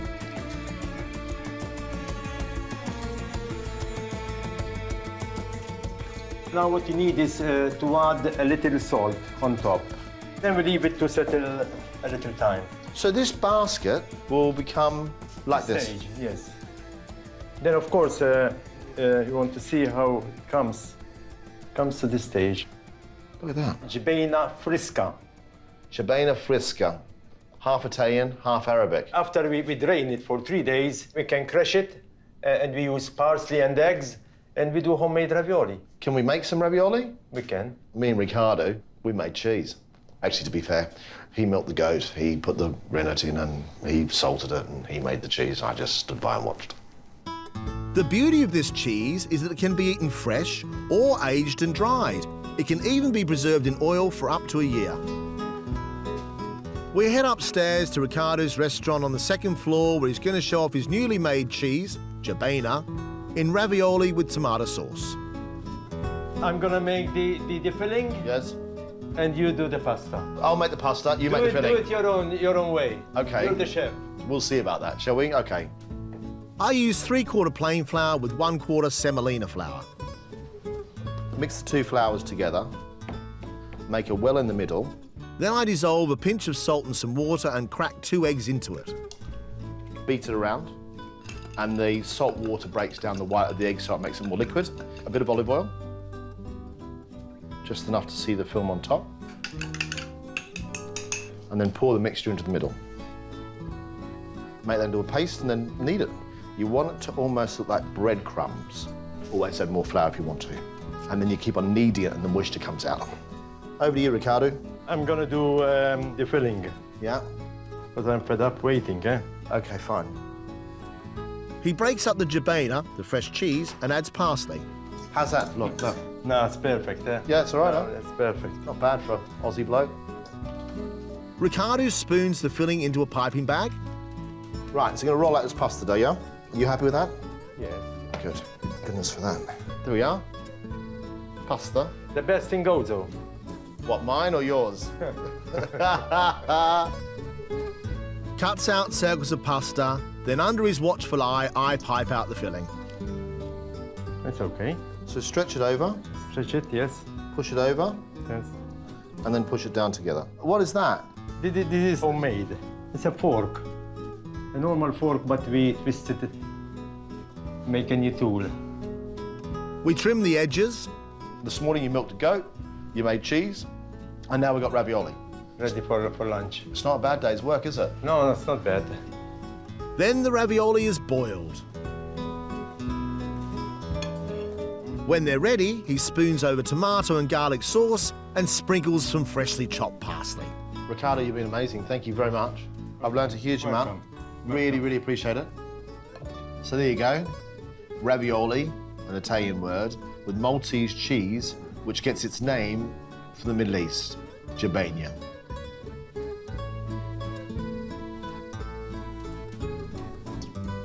It's really good.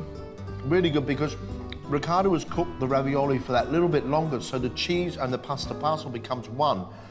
And the tomato sauce across the top is sweet, but still has a little bit of parsley through it and nothing else. This is tomatoes and cheese and a little bit of dough. Simple, delicious, but its origin centuries old. And much of it coming from the Middle East. I'm in Malta, one of the smallest and most densely populated countries in the world. It's a land of many Middle Eastern influences, language, culture, and of course, cuisine. I'm on the mainland now, on the hunt for local delicacies, and there's no better place to find those than the market. There's barely a product here that doesn't have some sort of Middle Eastern name, even if it is written in Latin letters. Even the bread, look. That shows that it comes from the Arabic language. It's a whole mixture of languages, but the base is Arabic. The thing is, all around the Mediterranean, you go to a market like this, and it's sort of recognisable as far as language is concerned. You know, you can hear a bit of French, a bit of Italian, whatever. But here, it's nothing like that at all. I mean, look. Quaihag tal gugliam. And, I mean, that's obviously a biscuit. Biscuitelli. And this one, what's this one? Look. Ortigiet. Ortiet. Oh, that's ortiet. That's 8 in Italian, but what's 8 in Maltese? Menia. So there you go. The Arabic influence is really strong. Now I'm in the mood for the Middle Eastern dish that's conquered the world. And I'm told Chef Hani makes the best hummus in town. Why Alibaba? My father named the place Alibaba because it has 40 seats, so the clients always ask, you are Alibaba and who are the thieves? And I reply, you are the thieves. Yeah, that's the story whole behind idea. it. That's the whole idea. So your father opened it? Yes, in 1987. I was young and attractive. Yeah. And now you're going to say that I'm still attractive? You do. Thank you very much. I appreciate that. What sort of food do you love to cook? We cook Lebanese food, but I managed to modernize it a little bit. I got a lot of ideas from the East, I got a lot of ideas from the West, and I incorporated all that into our cuisine. So you're taking the old and the new of the Lebanon with ingredients from Malta and beyond and mixing it all into one? Exactly. Sounds like Malta. Malta. That's what Malta's all about, isn't it? Exactly. Right, you show me to the kitchen. Nice kitchen. Little kitchen. Thank you. We do miracles in here. Here's what I've been waiting for, hummus awama from an expert. So we're going to start with the awarma. Put some oil, not a lot. We always start from a cold pan so it doesn't burn and the fat comes out straight away. Awarma is made from the belly of lamb. Lebanon suffered a lot of poverty. So the farmers used to fatten their sheep and sell it. And the parts that were not sold were taken by the farmer or the producer, minced, cooked, preserved in their fat, and the farmer used to eat all the air from that preserve. The minced meat is left on a low heat for a couple of hours. Now time to turn our attention to the hummus, which must be made from dried chickpeas that have been soaked overnight. If you cook it with just water, it takes 10 to 12 hours. Then that makes them soft, doesn't it? But you can speed up the process by adding a little bit of bicarbonate of soda. It's called hummus because of the chickpeas. Chickpeas in Arabic are called hummus. It is a very old traditional dish. It's made out of chickpeas, tahini, lemon juice, and garlic.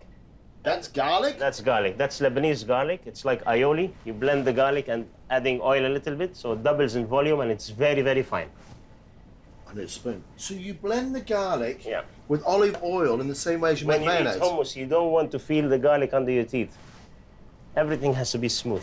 See, every single thing you do in the world, you learn a lesson. That is how I'm going to do my garlic from now on. That's the proper hummus. No olive oil? Olive oil is always on top. Always. You finish hummus with olive oil.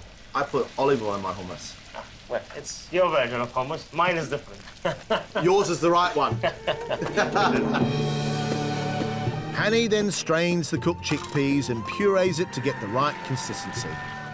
It's like wet concrete. It is wet concrete. We need to make the hummus white. To do this, we need to add the tahini, a little bit of lemon juice, and a little bit of water. What quantity of tahini to chickpea puree? I use half a kilo for 1 kilo. You can see the tahini is whitening away. Now I hope that I've learned from you. I do now know how to make hummus. Well, we'll continue to do the Yes, recipe. okay, I'll shut up. And then you'll be full complete. John, do you want to add some garlic while I'm mixing the... How much garlic? Just one tablespoon, please. What, that? That's good, yeah. When the hummus is soft and white enough, we add salt. And then, hey presto, the hummus is ready to eat. Now the minced lamb is cooked, we add salt, crushed black pepper, mixed spice, cumin, and stir it. It's ready. And we serve it in the hummus. It's very important that you spoon the lamb with some fat, all right? As the fat is what gives it flavor because the spices are in there as well. He adds olive oil and roasted pine nuts and then toasts some bread. I'll show you how we eat this. Yep. You do that like this. You scoop in, we say صحتك. صحتك. صحتك. Which means? To your health. صحتك. صحتك.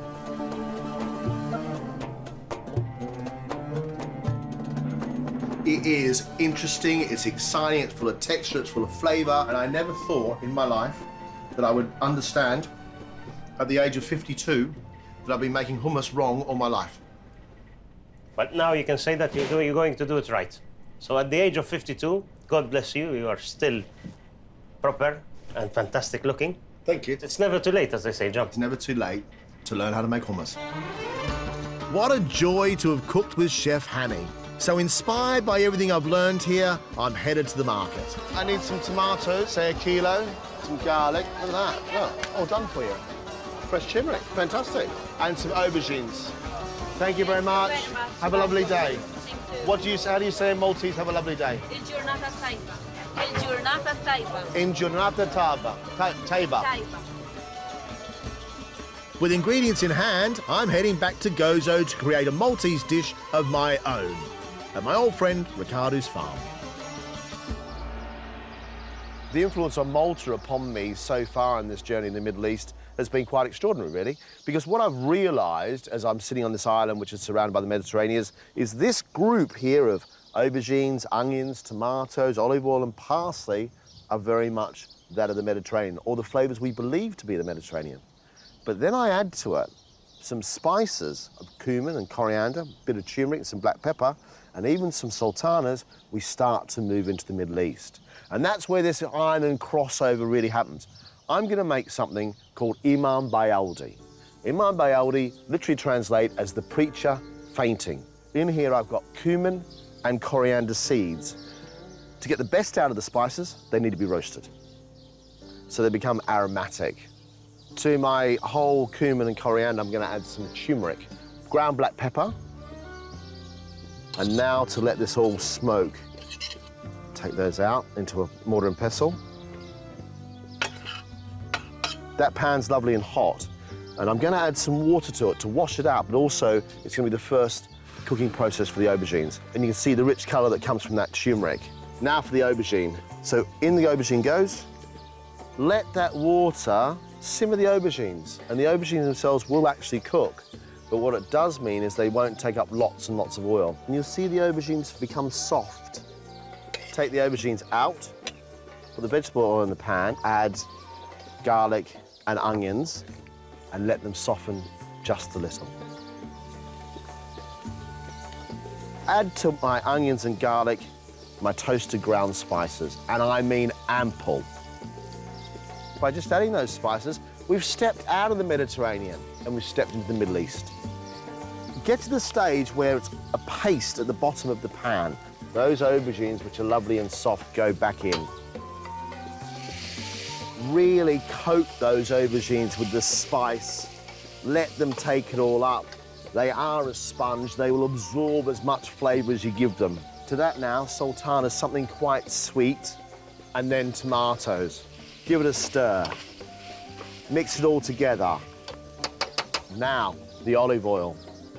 Now, the reason this dish is called Imam Bayaldi, which is the preacher is fainting, there's two stories that go with it. The first one is that he came home to find all these beautiful, expensive things cooking inside the house, and he was so overwhelmed, he fainted with joy. The other story is he fainted because he could not believe that somebody would put so many expensive things in one pot. A tiny bit of water, turn off, and then add the parsley.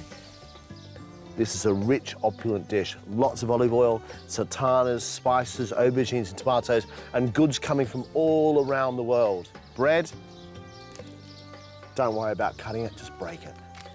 Some Ricardo's cheese, There's a little bit of oil on top, that's good. Take that little bit, dribble it over your bread.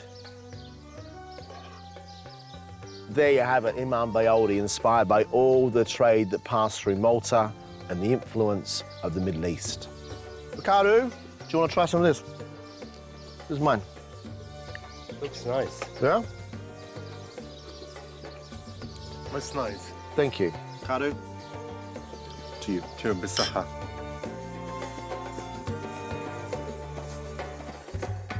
What I've learned on this leg of the journey is that Malta is unique amongst the Mediterranean islands. It's a place that has influence from all around the world. However, the foundation laid by the Middle East hundreds of years ago is still evident here today.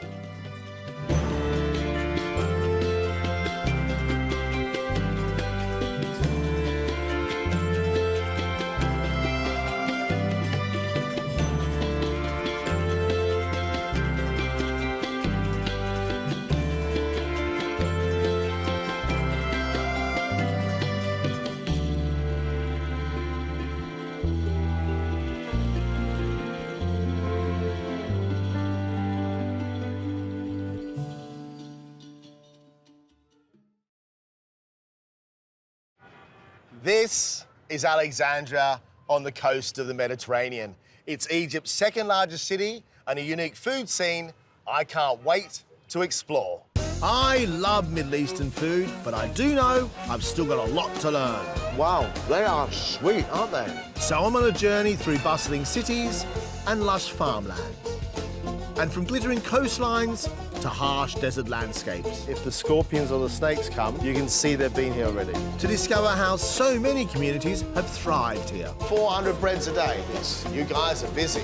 I'll be showing familiar favourites. It's never too late to learn how to make hummus. And sample new flavours. It's like the best kebab I've ever eaten in my life. And I'll be using that inspiration in dishes of my own. Well done, me. This time, I'll try out the most luxurious foods Alexandria has to offer. You add calamari. Now some prawns. You add some of the prawns. This is going to be an expensive dish. I look forward to trying out new delicacies. I have a bit of an aversion to offal. Cheers. And cooking my own dish turns out to be a bundle of fun. Get them messy, get them dirty, get them to taste it, get them to feel it, get them to roll it out.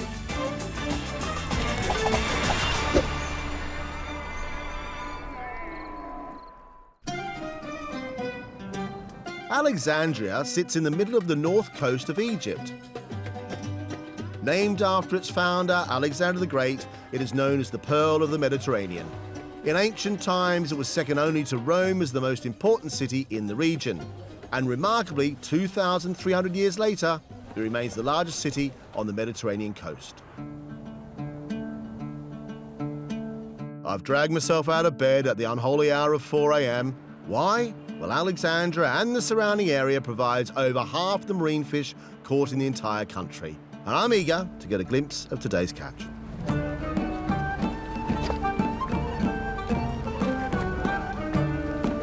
This is Anfushi, one of the busiest harbours in the bay. Every morning, hundreds of family-owned fishing boats, about a quarter of which don't even have engines, arrive here with mountain upon mountain of freshly caught fish. They're all boxed up and delivered by hand on old carts to be sold here. Wherever I go in the world, the first place I try and go is a market. To understand a culture, you need to see what people eat. And in Alexandria, it's got to be the fish market.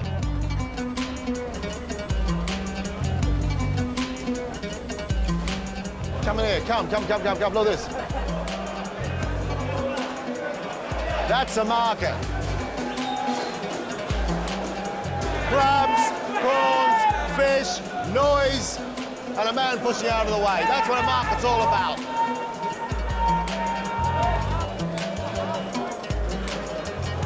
That's what you call a prawn. Hello, how are you? Sabalak here.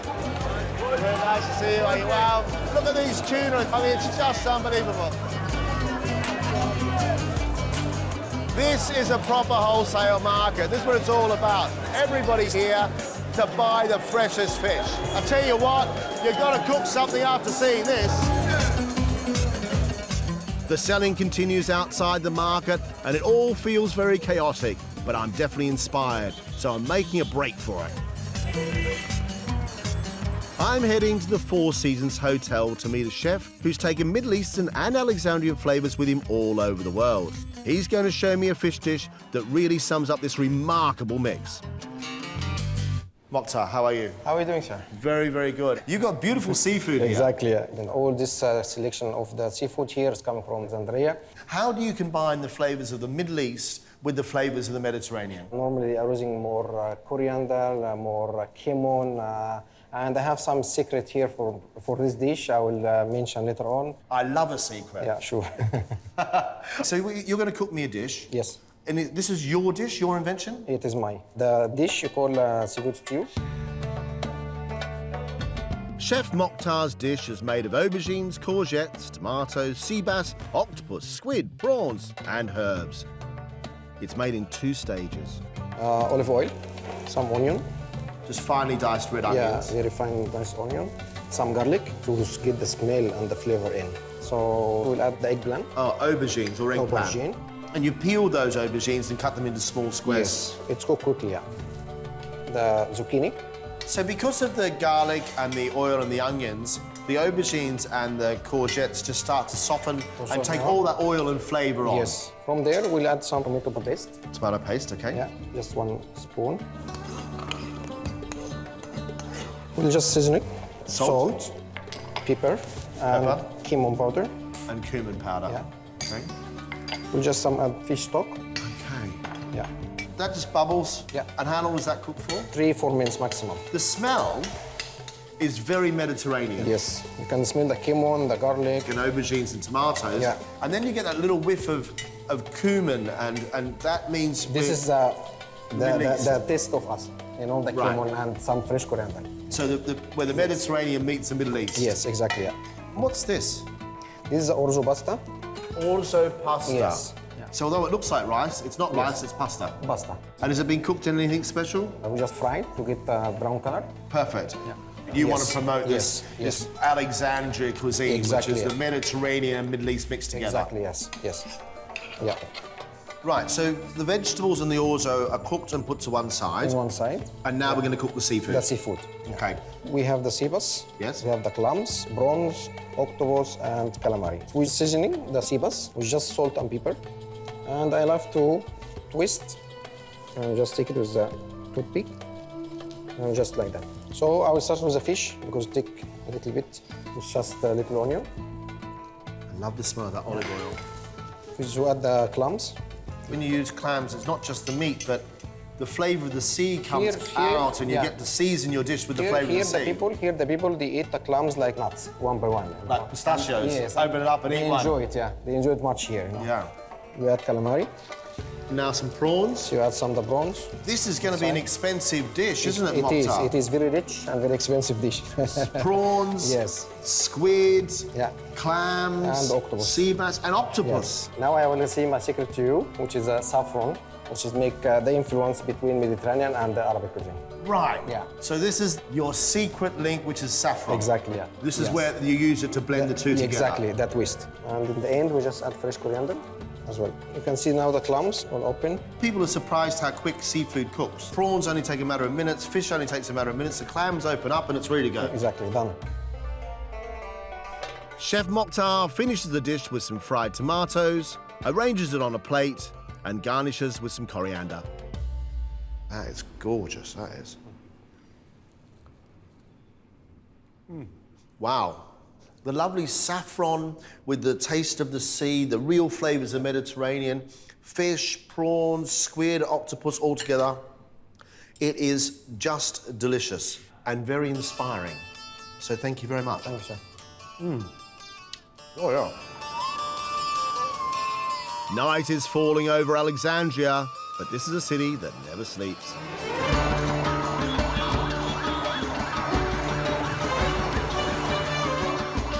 Egypt's second largest city, Alexandria by day can be busy, that's for sure. But at night time, this place shows its true colours and everybody hits the streets.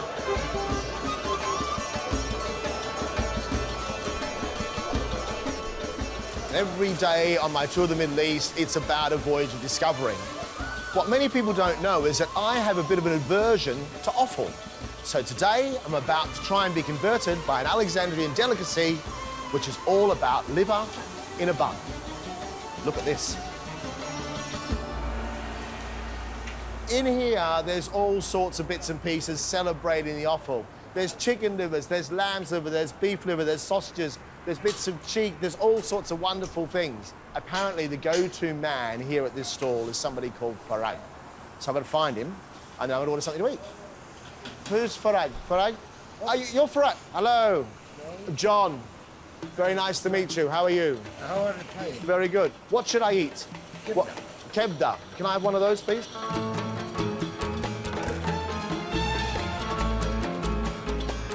Salt. It's sort of like a gravy mixture with chilies. Oh, look, bread, look at this, look. Even the bread is different. It's almost a baguette, but then it's being fried with butter in the same way as you make French toast. Maybe there's a bit of French influence. Mediterranean, who knows? Okay, lemon across the top. And this is called? Kebda Skandaroni. Kebda? Skandaroni. Kebda Skandaroni. أيوة. Aywa. كبدة اسكندراني بلدي. Balodi, oh, local, Balodi. Here we go. Cheers. The bread roll is lovely and soft and taking up all that gravy and juice the liver's been cooked in. There's a bit of chili, which makes it spicy. There's acid coming from the lemon. And the liver itself is cut so very, very thinly and cooked so quickly. It's moist, it's soft, it's delicious. I've been converted. I now like liver by Kebda Skandaroni. Who ever knew?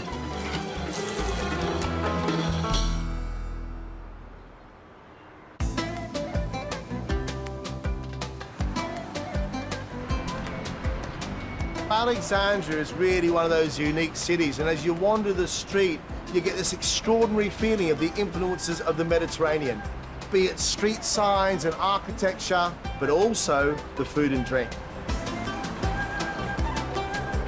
Desserts are very popular in the Middle East, and I'm off to a patisserie that's become an institution after 58 years of providing sweet treats to the streets of Alexandria.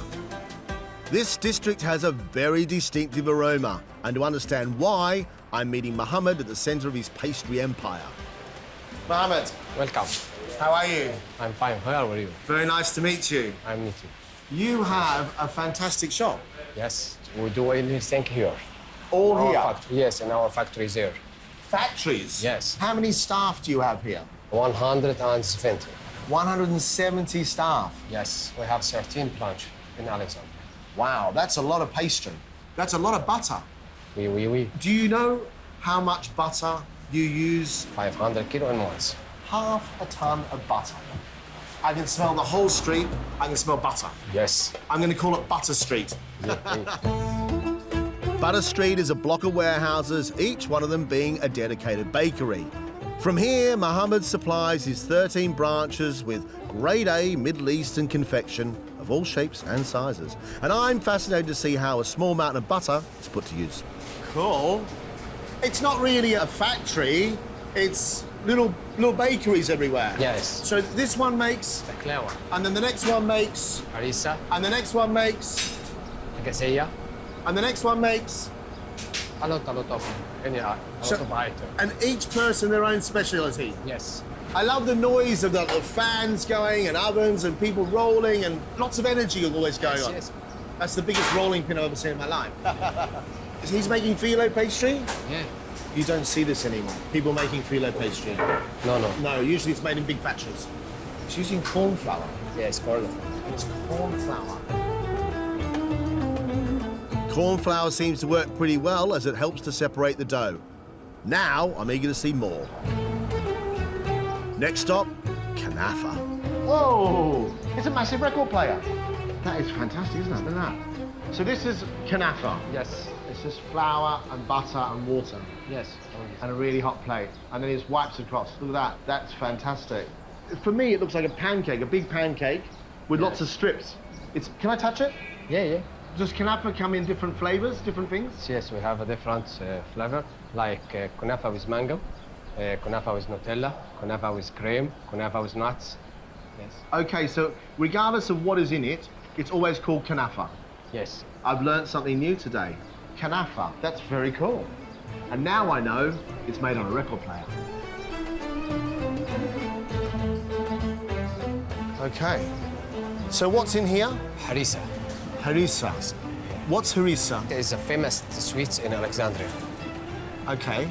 And what's it made from? We can see our chef how to make it. See, that's the joy of Egypt. I get to learn how to make something. I've seen all that. Now I'm actually going to cook something. Hello. Hello.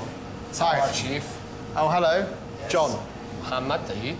Mohammed Eid. Yes, I'm Very his nice. assistant. So you are going to show me harissa. Is that right? Yes. So how do we make it? Okay, this is one of those times where food breaks down all language barriers. Water. That's glucose. Add to that sugar, and what should happen now is that should turn clear. It's a sugar syrup. How long? 5 minutes. While we wait, we take a second bowl, add some semolina and some ghee. So that goes in the middle. When it's ready, we pour in the sugar syrup and we mix. That's what you call a wooden spoon. Right now, it's the consistency of hot shortbread. But if you ever had school meals, this is semolina pudding. That's exactly what that is. Now the mix is poured into a tray and Chef Mohammed gives it a little gentle nudge to even up the mix.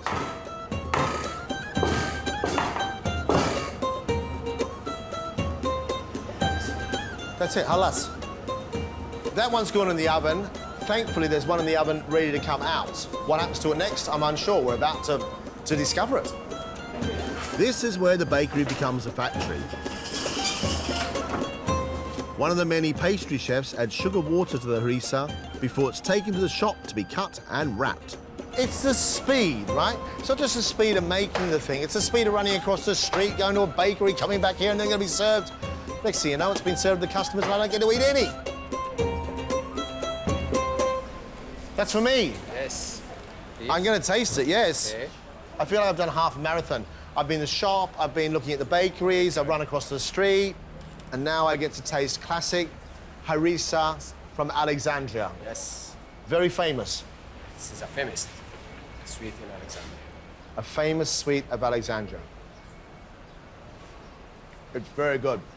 It almost tastes of almonds, an almond shortbread cake biscuit with syrup on top of it. It's sweet, but not too sweet.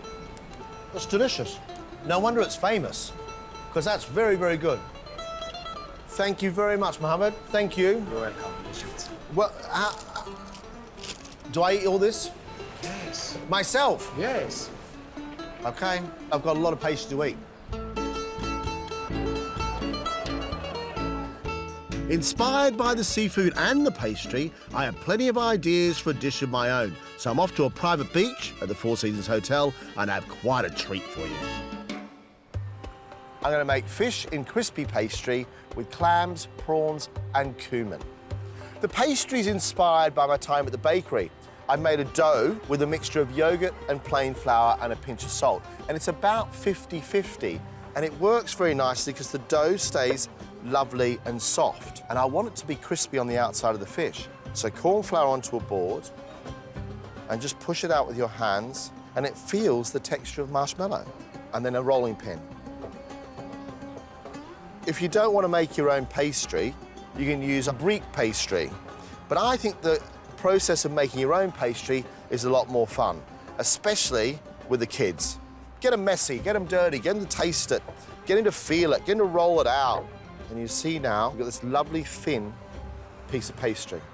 Take away any excess corn flour, a small amount of ghee, melted butter works just as well, and just sprinkle a little bit on the pastry. Salt and pepper and a little bit of cumin. All the seasoning to get the flavours of the Middle East joined up with a bit of modern European Mediterranean food. Salt on the fish, pepper, and some cumin. The cumin is going to go on the pastry. piece at one end, a piece at the other end. Bring the pastry across the top and just push it down with your fingers. Take a knife and then trim the fish so you've got yourself a nice little oval or a half moon. There's the fish. The pastry-wrapped sea bream goes into a frying pan and is slowly cooked in ghee. Fish needs to cook all the way through the middle, but as the heat comes into it, the pastry keeps a protective crust in the same way as a piece of batter, and the fish inside should steam.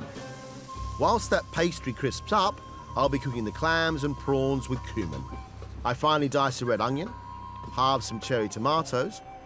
To a hot pan, I add olive oil, whole cloves of garlic, and a pinch of salt.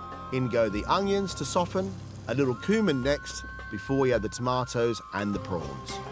Prawns to colour just a little bit, and then the flavour will come out. As the clams go in, the whole thing will cook together. Now, the clams. I was taken by what Mokhtar showed me when he cooked for me in the restaurant. Add the clams. So they cover the whole lot, and you'll hear them sizzle. Give it a stir, and now to make it all come alive. This is the essential ingredient, water. A splash of water, let it come up, and take a plate or a lid and put it on top. Fish out onto a board, take a sharp knife, and look at this. The fish is all beautifully cooked and soft. Back to the clams. You see they're all opened up now. I stir in a handful of coriander. The squash brings out the flavour and the oils, and that heat brings out the flavour. And it's all ready to serve. To finish, I garnish with some coriander leaves and a squeeze of lemon. There you have it. My crispy fish, clams, prawns and cumin, inspired by my time here in Alexandria.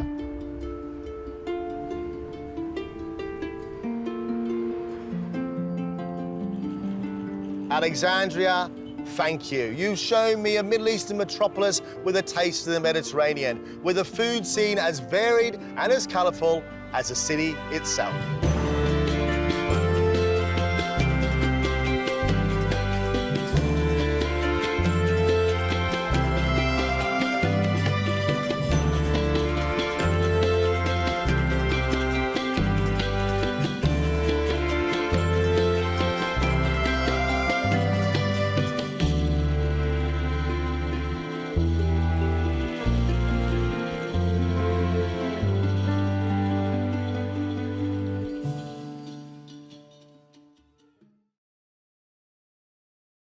This is Bahrain, and these are ancient burial mounds, some of them dating back further than 4,000 years. There's been civilization here for a very, very long time. With civilization, there comes farming and food. And I want to know all about it. And I mean all about it. I love Middle Eastern food, but I do know I've still got a lot to learn. Wow, they are sweet, aren't they? So I'm on a journey through bustling cities and lush farmlands. And from glittering coastlines to harsh desert landscapes. If the scorpions or the snakes come, you can see they've been here already. To discover how so many communities have thrived here. 400 breads a day. Yes, you guys are busy. I'll be showing familiar favourites. It's never too late to learn how to make hummus. And sample new flavours. It's like the best kebab I've ever eaten in my life. And I'll be using that inspiration in dishes of my own. Well done, me. This time, I'll be exploring Bahrain's many culinary curiosities. I'm still learning all the different varieties that are available, all the different names. Feeling the heat. Spicy. And I'll make my own version of a Middle Eastern classic. Pretty good, even if I do say so myself.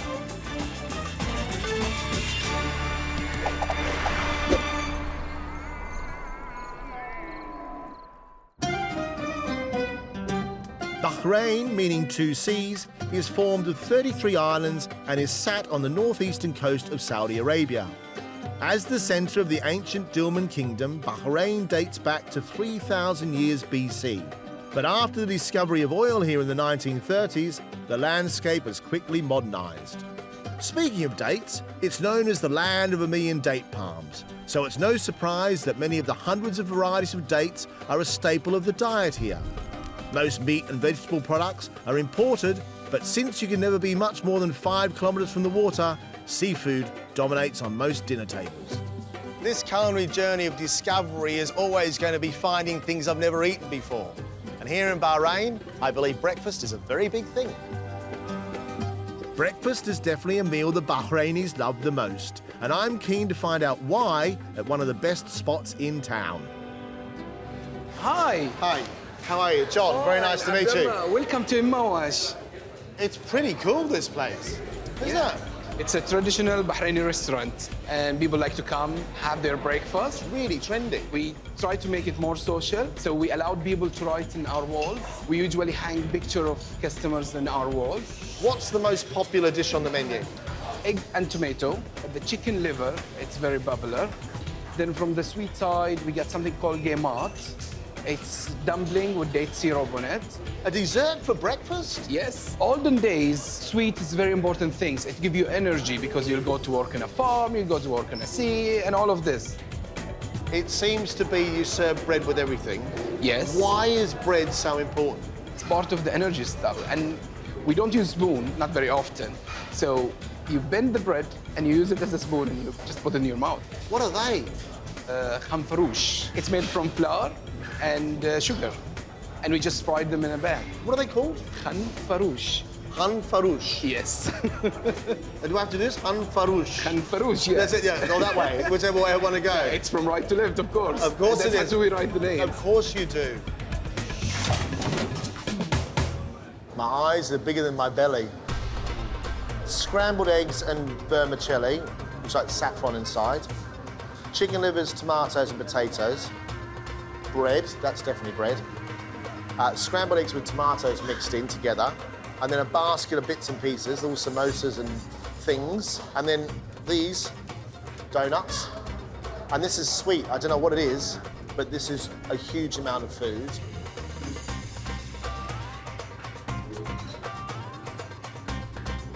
The texture of scrambled eggs with tomatoes, but a faint hint of spice, a little tiny bit of cumin, and a little tiny bit of cinnamon. Cinnamon's the surprising one. Chicken livers for breakfast. I think that's a great way to start the day. Tiny bit of cumin, not very much at all. Salt and pepper, just a little tiny bit. That's really delicious. So what these are. Oh, look, inside a little surprise of nothingness. Empty little pillow.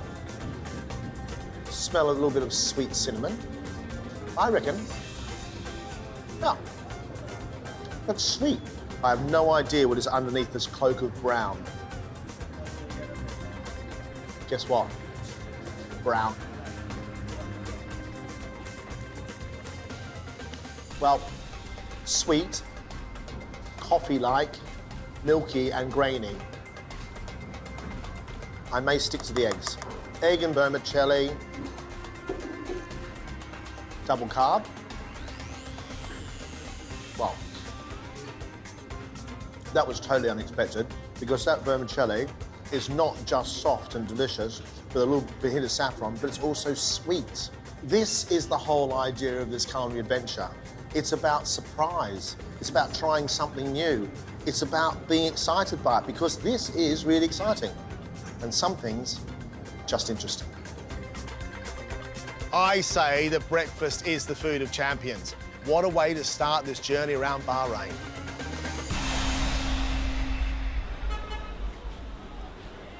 For me, there's something very comforting about finding a market in a foreign country because there's stuff I know and there's stuff I want to discover.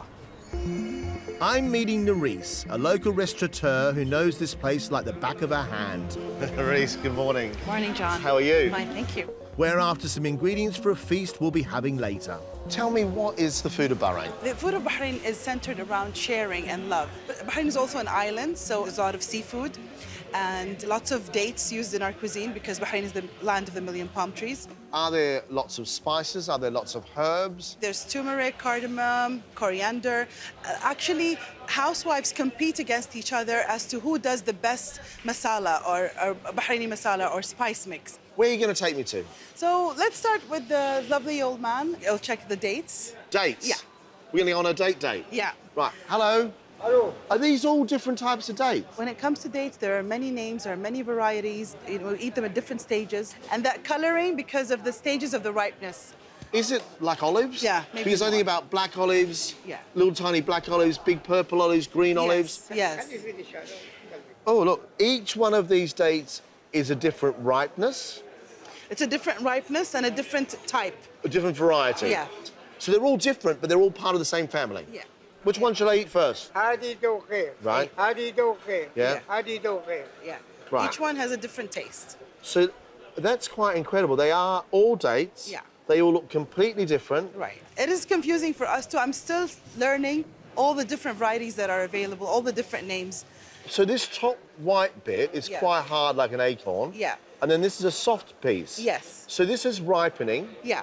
but this bit's not. That bit is But not. can you eat this? Oh, totally. Yes, you can. Mm. Wow. They are sweet, aren't they? Yeah. The hard white bit's really crunchy. Yeah. That obviously is a very important foodstuff for Bahrain. The palm tree is the most important tree. We also get the importance of it from the Quran. There's a metaphor that a good word is like a palm tree because it has very strong roots on the ground and it goes all the way to the sky. And it always gives. The good word always gives, like a palm tree. Yeah. So we're going to grab some dill. Yeah. Okay. Nerisse has invited me to her home to show me how to cook a Bahraini speciality. Wow. Look at this. You know I love to cook. Yeah. What are we going to cook, Nerisse? We're going to do prawn machbous. Machbous is a traditional Middle Eastern dish usually made with rice and meat. But because we're on the island of Bahrain, we're using seafood. We're going to do hamsa, which is the base. This is the hamsters you're talking about. These are the hamsters. The we hamsters. discussed, You call it yeah. a Hamsa. hamsa. Yeah. Thank goodness we're not cooking any hamsters today. I couldn't manage more than a mouse after that breakfast. We fry diced onions in vegetable oil. So what are you going to do with them? You're just going to colour them? Yes. Diced green pepper is added. Then a generous teaspoon of minced garlic and then grated ginger. You can smell the ginger cooking, the onions cooking. And it'll become more fragrant with the spice. Those spices are black lemon powder, ground cardamom, Bahraini masala, cinnamon, a bit of turmeric and black pepper. Let me have a look at that. Of course. That's massive. Hey, you could use it as a canaster. And then shrimps from the Gulf. Yes. It's one of the easiest dishes to do. Cooks very quickly, it's one pot. Bahrain's an island. Yeah. So seafood's obviously very important. Very important. It's the main dish every day in a Bahraini household. You are cooking it quite gently Yeah. to get all those lovely juices Yes. off the bottom. Oh yeah, I'm not gonna leave those for the pan. But this is the slow process, isn't it? Cooking at home, Yeah. taking your time. There's an Arabic saying that your energy goes in the food, you know, so, you know, you need to be really happy, you know. It smells so good. Yeah. Finely chopped tomatoes are added next. No, but yeah, that's enough. Whole chilies? Yeah. Why do we put in the chilies whole rather than chopping them? We want the flavor. We don't want too much of the heat. Half of the hamsa is taken out to use as a topping later. Let it sweat and add some water to it. This is a new cooking method for me. This is very commonly used for machbous. And cardamom, Bahraini masala again, and a touch more cinnamon. Then we chuck in the remaining hamsa. And we're gonna add the chopped coriander, the chopped dill. Smells great.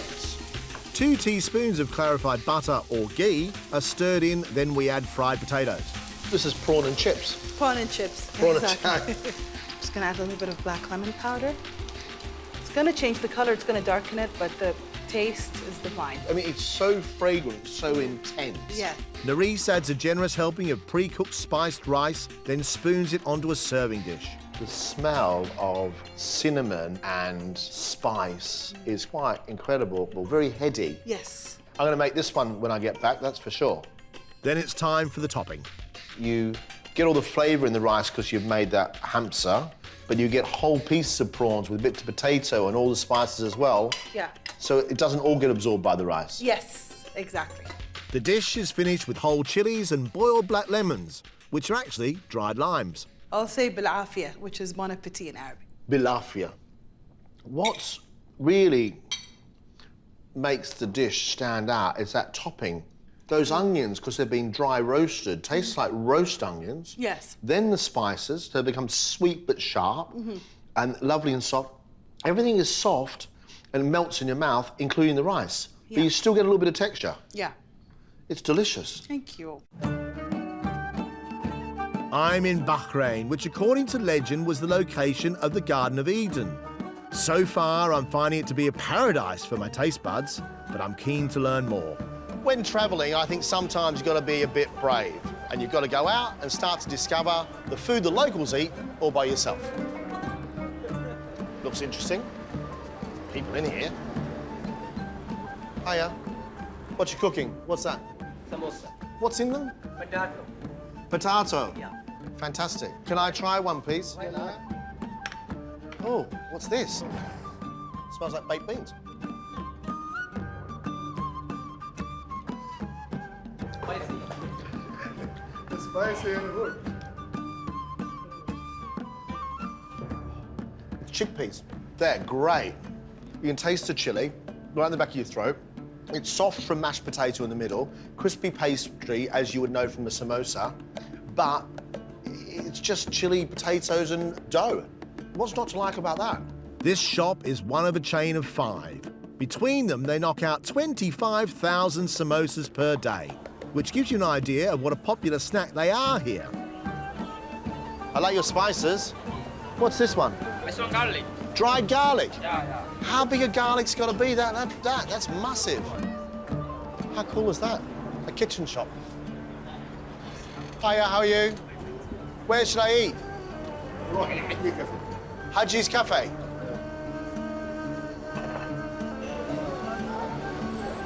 That's it. Haji's Cafe, 1950. This place is 30 years older than me.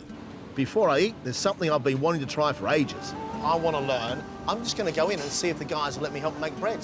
I mean, how hard can it be? Hiya. Hello. Whoa. Whoa, that's hot. What do we do here? They're being portioned into little rolls first, and then roll it out. Can I have a go? Okay, look. Yeah? Yeah? You can laugh if you like. Okay, so you do one like this. Yeah?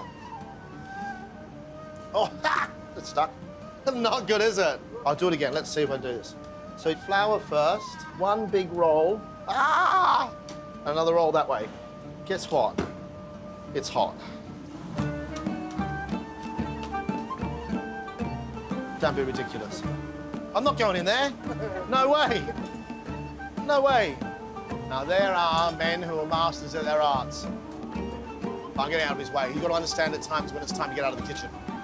Too many cooks spoil the bread. That's what you call hot.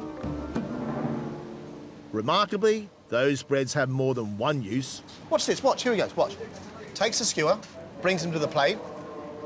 After 35 years of cooking, this gentleman has just shown me how to get meat off a skewer when the skewer is hot. Of course, get a piece of bread, push it down, pull the skewer out, done. Why didn't I ever think of that? These are the beef kebabs in all their simplistic splendour.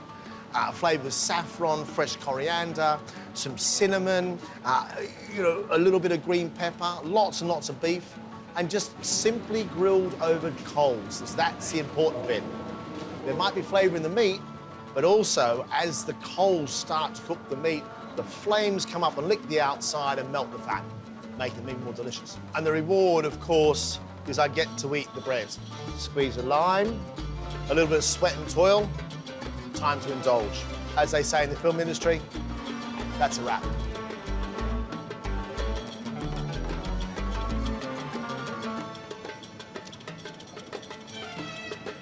The subtle spicing all the way through. The meat's really soft. The lime brings it alive, the taste of the barbecue. The bread's soft and wonderful. The little chivy leek things are like raw onion and salad. It's just delicious. I mean, really delicious. It may be hot. You know, I've just discovered this place. But I know one thing, I'll be coming back.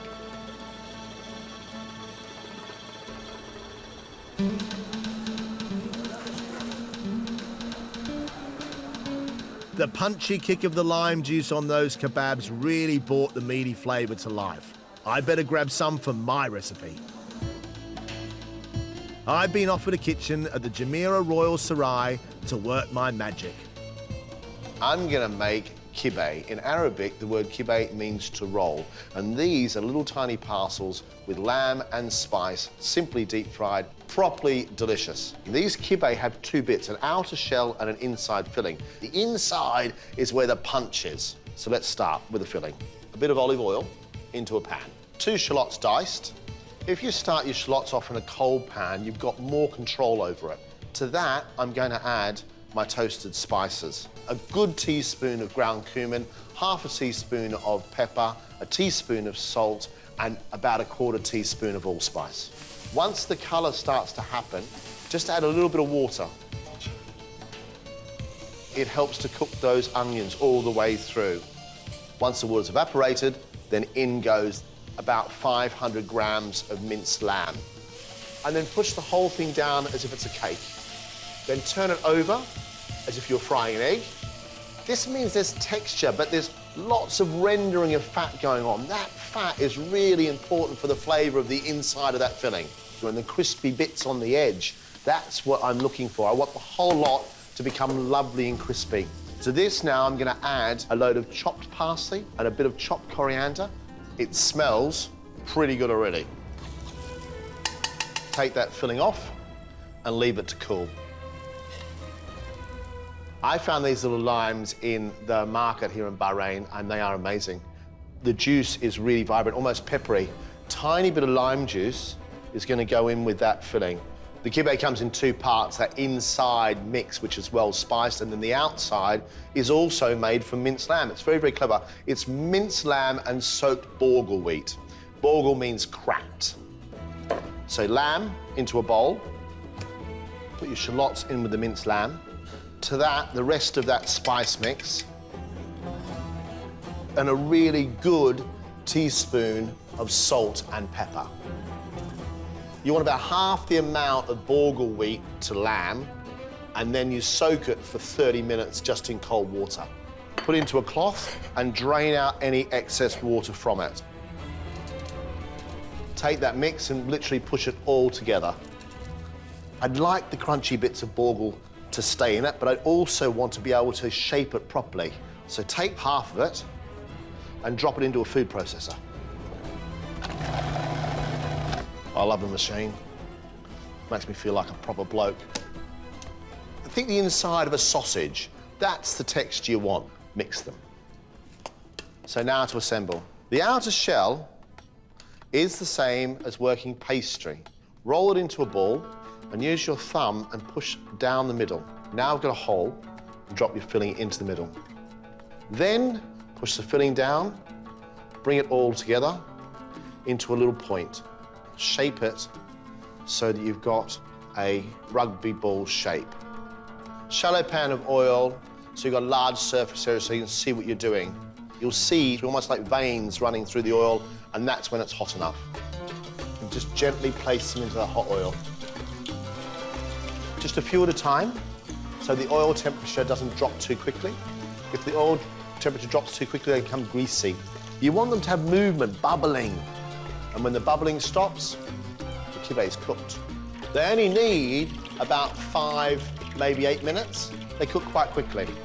Hadji's little inspiration of lime across my meat. Kibbeh inspired by Bahrain.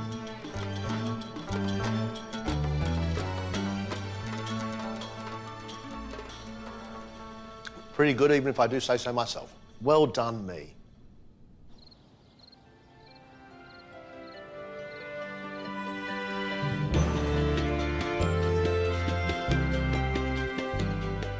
I honestly had no idea what to expect from Bahrain.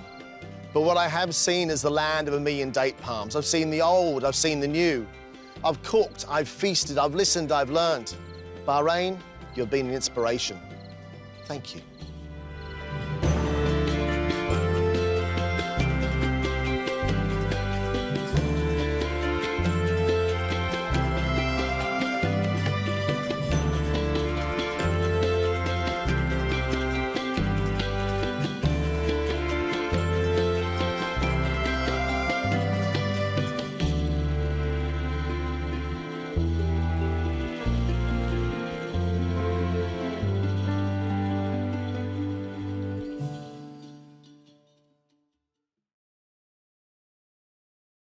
This is Dubai, Malta, Luxor, Bahrain, Cairo, the biggest and busiest city in all of the Middle East.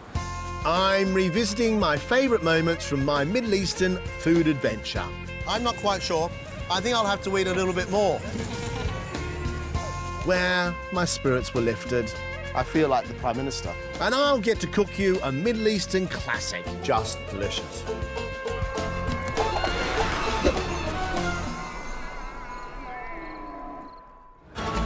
When I'm on an adventure like this, the first place I head to is the street markets.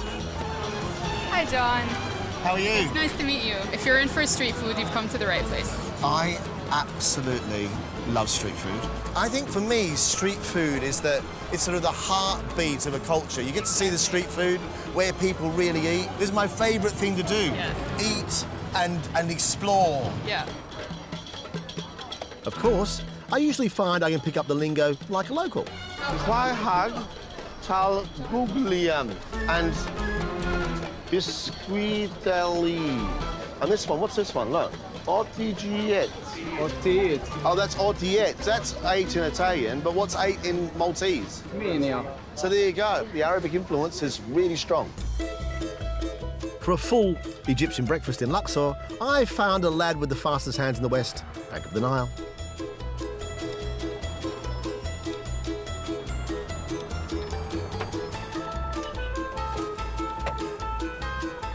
There's breakfast. Look at that. Fantastic. I'm properly fantastic. Thank you very much indeed. Thank you. Thank you. See you later. Bye-bye. Thank you. I had a real surprise eating Iraqi food in the middle of Dubai. What you're seeing is one of the most ancient cooking techniques for fish in Iraq. This is maskouf. The whole fish? I thought we were going to have a piece of the fish. Thought you were hungry.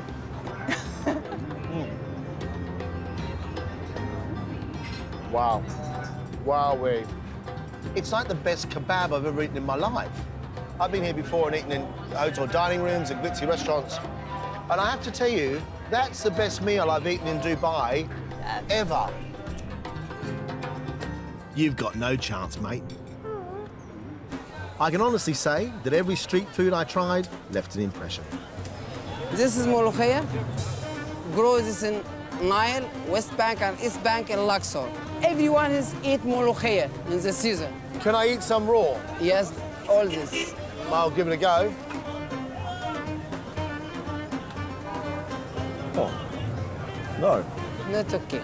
No, it's not okay. Yes. That is not very pleasant in your mouth. It dries your mouth up completely. This trip has taught me the true value of bread to the people of the Middle East.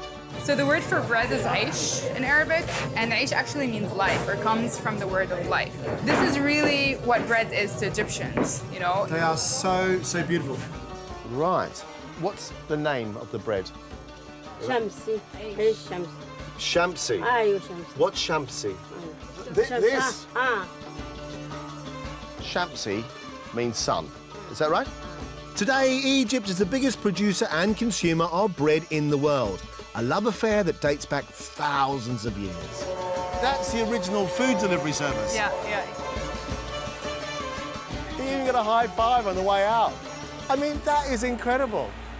This place is extraordinary. In Luxor, I learned a very old and very traditional method of preparing and baking bread. I have been fortunate enough to be invited into somebody's home to learn about leaven bread. It's said that it was first ever made here in Egypt, and the tradition lives on. Hello. Wow. You're tiny. Wow. Oh. Oh, hello. Hello. How are you? I didn't really expect to be handed the baby. We're going to learn about bread today, aren't we? We're all going to learn about bread. Yeah. Oh, another one! It seems to be... I feel like the Prime Minister. The human side of John Torode. See, I've got 4 little ones of my own. But anyway, let's get on with baking some bread. In goes the flour. See, it's all bubbling. That is active yeast. This is what we call a starter. It contains flour, water, and most importantly yeast, which makes the bread rise and become leaven. You'll see the bread's being folded over, then picked up and slapped. This is proper hard work. This is a special moment for me. As a cook and a lover of food, I am watching bread as it was made here in Egypt centuries ago, the birthplace of leavened bread. And I'm watching it here amongst this. The blue skies, the open, and this amazing home with a family. How lucky am I? That's it? I lost. Yeah? Tired now? Okay. This way, come on. Oh, look at this, look. The loaves are left to rise in the sun for an hour, hence the name Shamsi, after the sun. With a stick, they're going around the outside to release the crust on the outside of the bread, so when it goes in the oven, the whole thing opens up. I've never seen anybody do this before. Into the oven go the loaves. The bread is already rising in there, and now it's getting sealed up. And it's going to cook for between 20 minutes and half an hour. The first ever leavened bread is said to have come from here in Egypt. And it's been passed on from generation to generation, and the same process seems to be going on in front of me today. Pretty stunning, I think. Done. Here we go. When you tap bread, you can tell whether it's done or not by the noise it makes. It's like a hollow drum. You're joking. That's boiling hot. Look, just picks it up with her hands.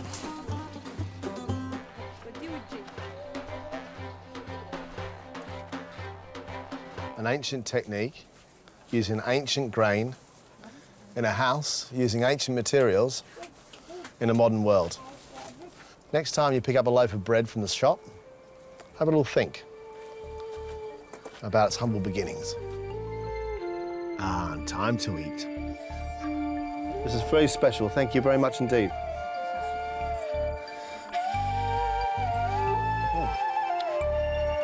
Wow. The bread is really soft, spongy, almost the texture of a crumpet inside. It's so light. Look how airy it is. It's really very good. This part of my journey has been a real revelation to Shamsi.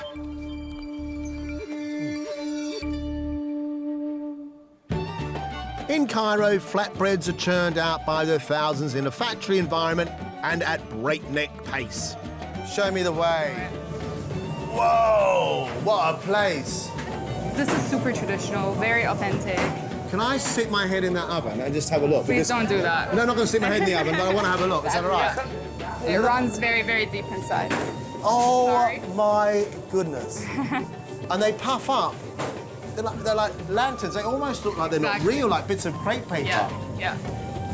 Let me tell you something.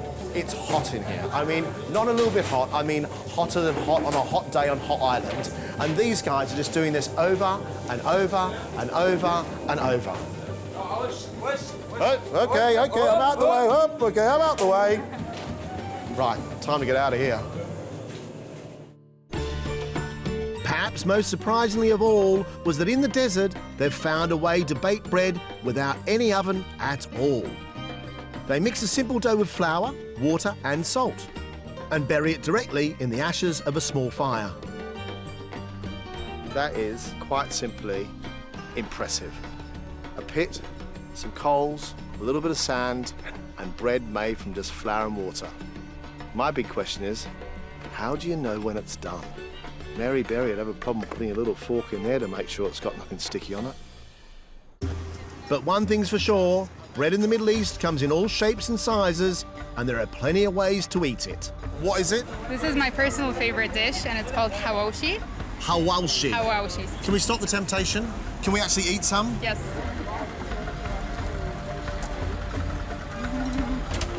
Now, the thing is, I'm not quite sure. I think I'll have to eat a little bit more. This is like a cross between a toasted cheese sandwich, a burger, a meatloaf, salad, a crispy pizza all in one. Imagine all the best things you've ever had as a takeaway and put it into one sandwich. How do you top that as far as street food goes in Cairo? Honestly, I don't think you can ever top that. Well, I have to say, they gave it a good go in the desert. Their bread, baked in a fire pit, was delicious once you tap the ashes off. This is when I'm reminded what life is all about. I've never seen anything like it. It smells incredible, and I am starving. Gentlemen, shall we eat? Yeah, yeah. Let's go. Go. Yeah, go on, come on. Yeah. It's the best goat I've ever eaten in my life. Yeah. Yeah, it's the best goat ever. There's always humour. It's just something about people cooking and eating. Being outside like this, the sun's gone down in the middle of the desert. The food is absolutely delicious. With a little bit of crispy bread, it's the perfect sandwich. I will not forget this moment, I can tell you. Welcome.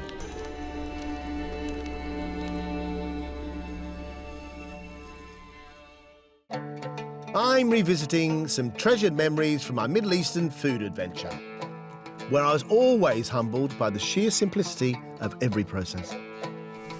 What never fails to surprise me is, with food like this, the simplicity.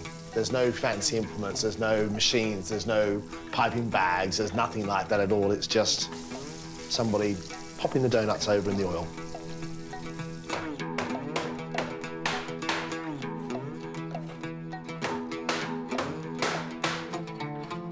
I think I might buy him a pair of scissors. At the Red Sea, they planned to catch a fish with just a bit of fishing line, some bait and a hook. No chance. Or maybe not. He's got something.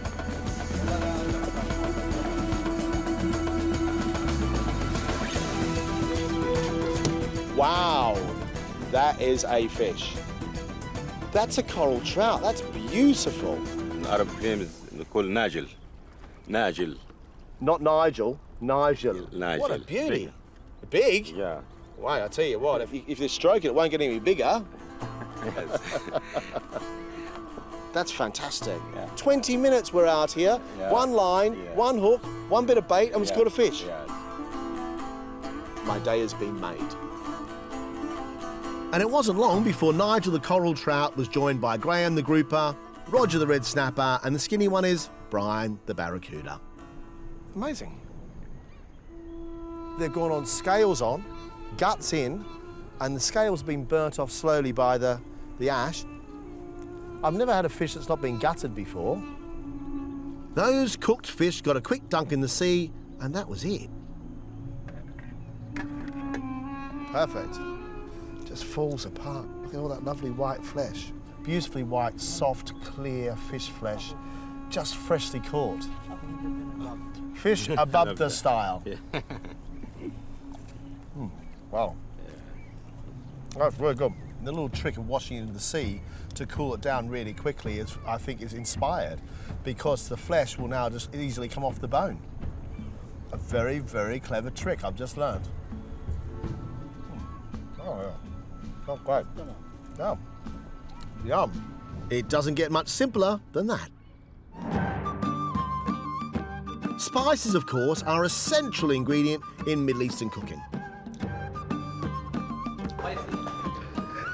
It's spicy and good.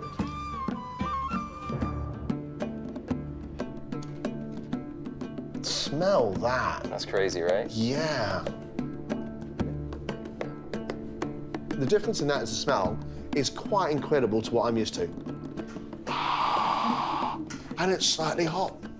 Is it spicy? Yeah, it's spicy. Oh, that's hot. But it's not always obvious exactly what is being used. What's this one? A special spice mix. Your secret spices. Yes. This is very good. What's in here? It's no secret. Will you give me the secret? No. As I say, if you can't beat them, join them. So in Dubai, I found myself in chef's heaven at the most incredible spice market. We are here for a reason, and you're going to make us a spice mix. So where do we start? So every one of these shops has a slightly different spice mix. So this is his personal blend. So all of this goes into a grinder, and gets blitzed into a powder. That, for me, is more exciting than a bag full of sweets when you go to the cinema. You know, people get pick and mix. That, to me, is my pick and mix. That is a spice mix to behold. Come on, then. There is one food you simply can't ignore in this part of the world. I'm here to find out about a food that I have loved since I was a kid. It's found in different versions all the way through the Middle East, and it's a must-have when you come to Egypt. It is falafel. Sabah al-khair. How are you? In Egypt, there are no chickpeas in the mix at all, but fava beans, which are flavoured with spices, herbs, salt and garlic.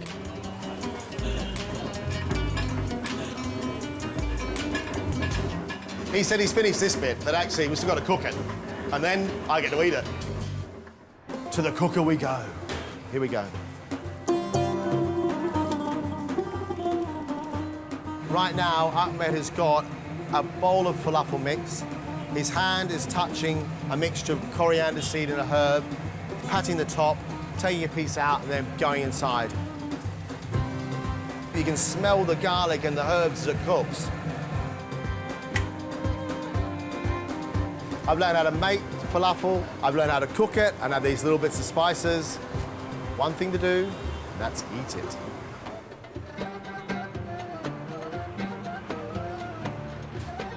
I took a massive greedy mouthful, and for good reason. The smell is intoxicating. It's moist, it's green, it tastes of herbs, it's sweet, it's savoury, it's got spice across the top of it. The bread is soft. It is a piece of art. Is it the best I've ever had? I think it may be. The whole point of this adventure, of course, was to take what I learned and incorporate it into my own recipes. I'm here at the Four Seasons in Alexandria, and I've been given this beautiful Middle Eastern-themed room to cook a classic Middle Eastern dish. This falafel is going to be made just with fava beans. Some people use chickpeas, but as I've travelled, I've fallen in love with the use of fava beans and lots of herbs and a vibrant green, soft falafel. So a blender, you need a little blender, and into here, I'm going to put some leeks and some rocket.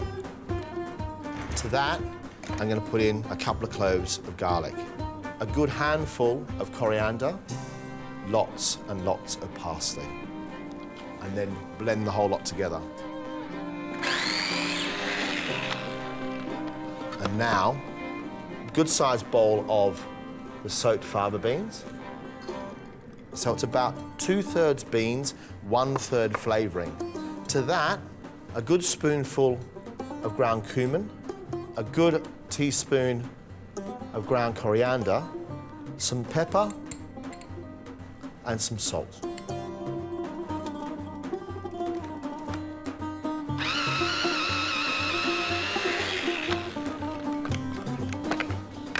It's starting to come together. Green, soft. On my culinary wish list has been one of these. And I've had it on my wish list for about 10 years. It is a falafel maker. I feel like I'm plastered on DIY.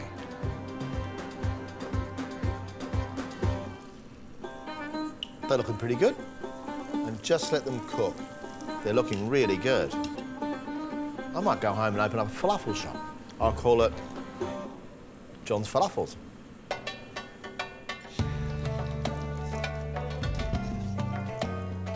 Take them out when they're really hot, just let it strain.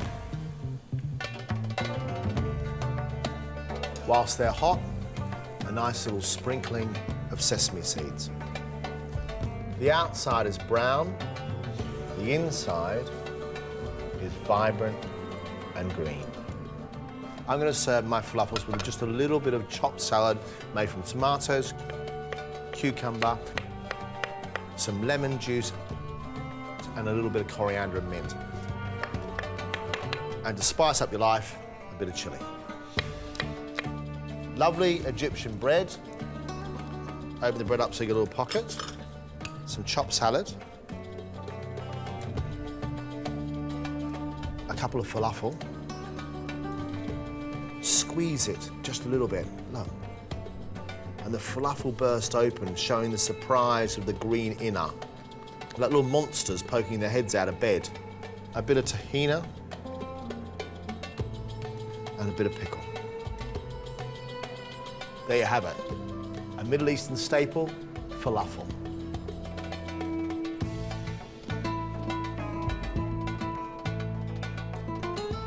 Just delicious. From now on, when I eat falafel, I shall also dream of Egypt. This has been an incredible adventure, and I feel like I brought some burly, Bruce-like Aussie charm to the Middle East. I love the machine. Makes me feel like a proper bloke. Give it a good chop. Be a bit butch with it.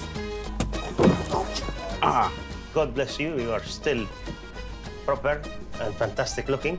Thank you. Cool, look at that. It is like a sandcastle. No? No good? Okay. One day I'm going to find somebody who'll sing with me. The only question is, where to next? Okay, I'll be back the same time tomorrow.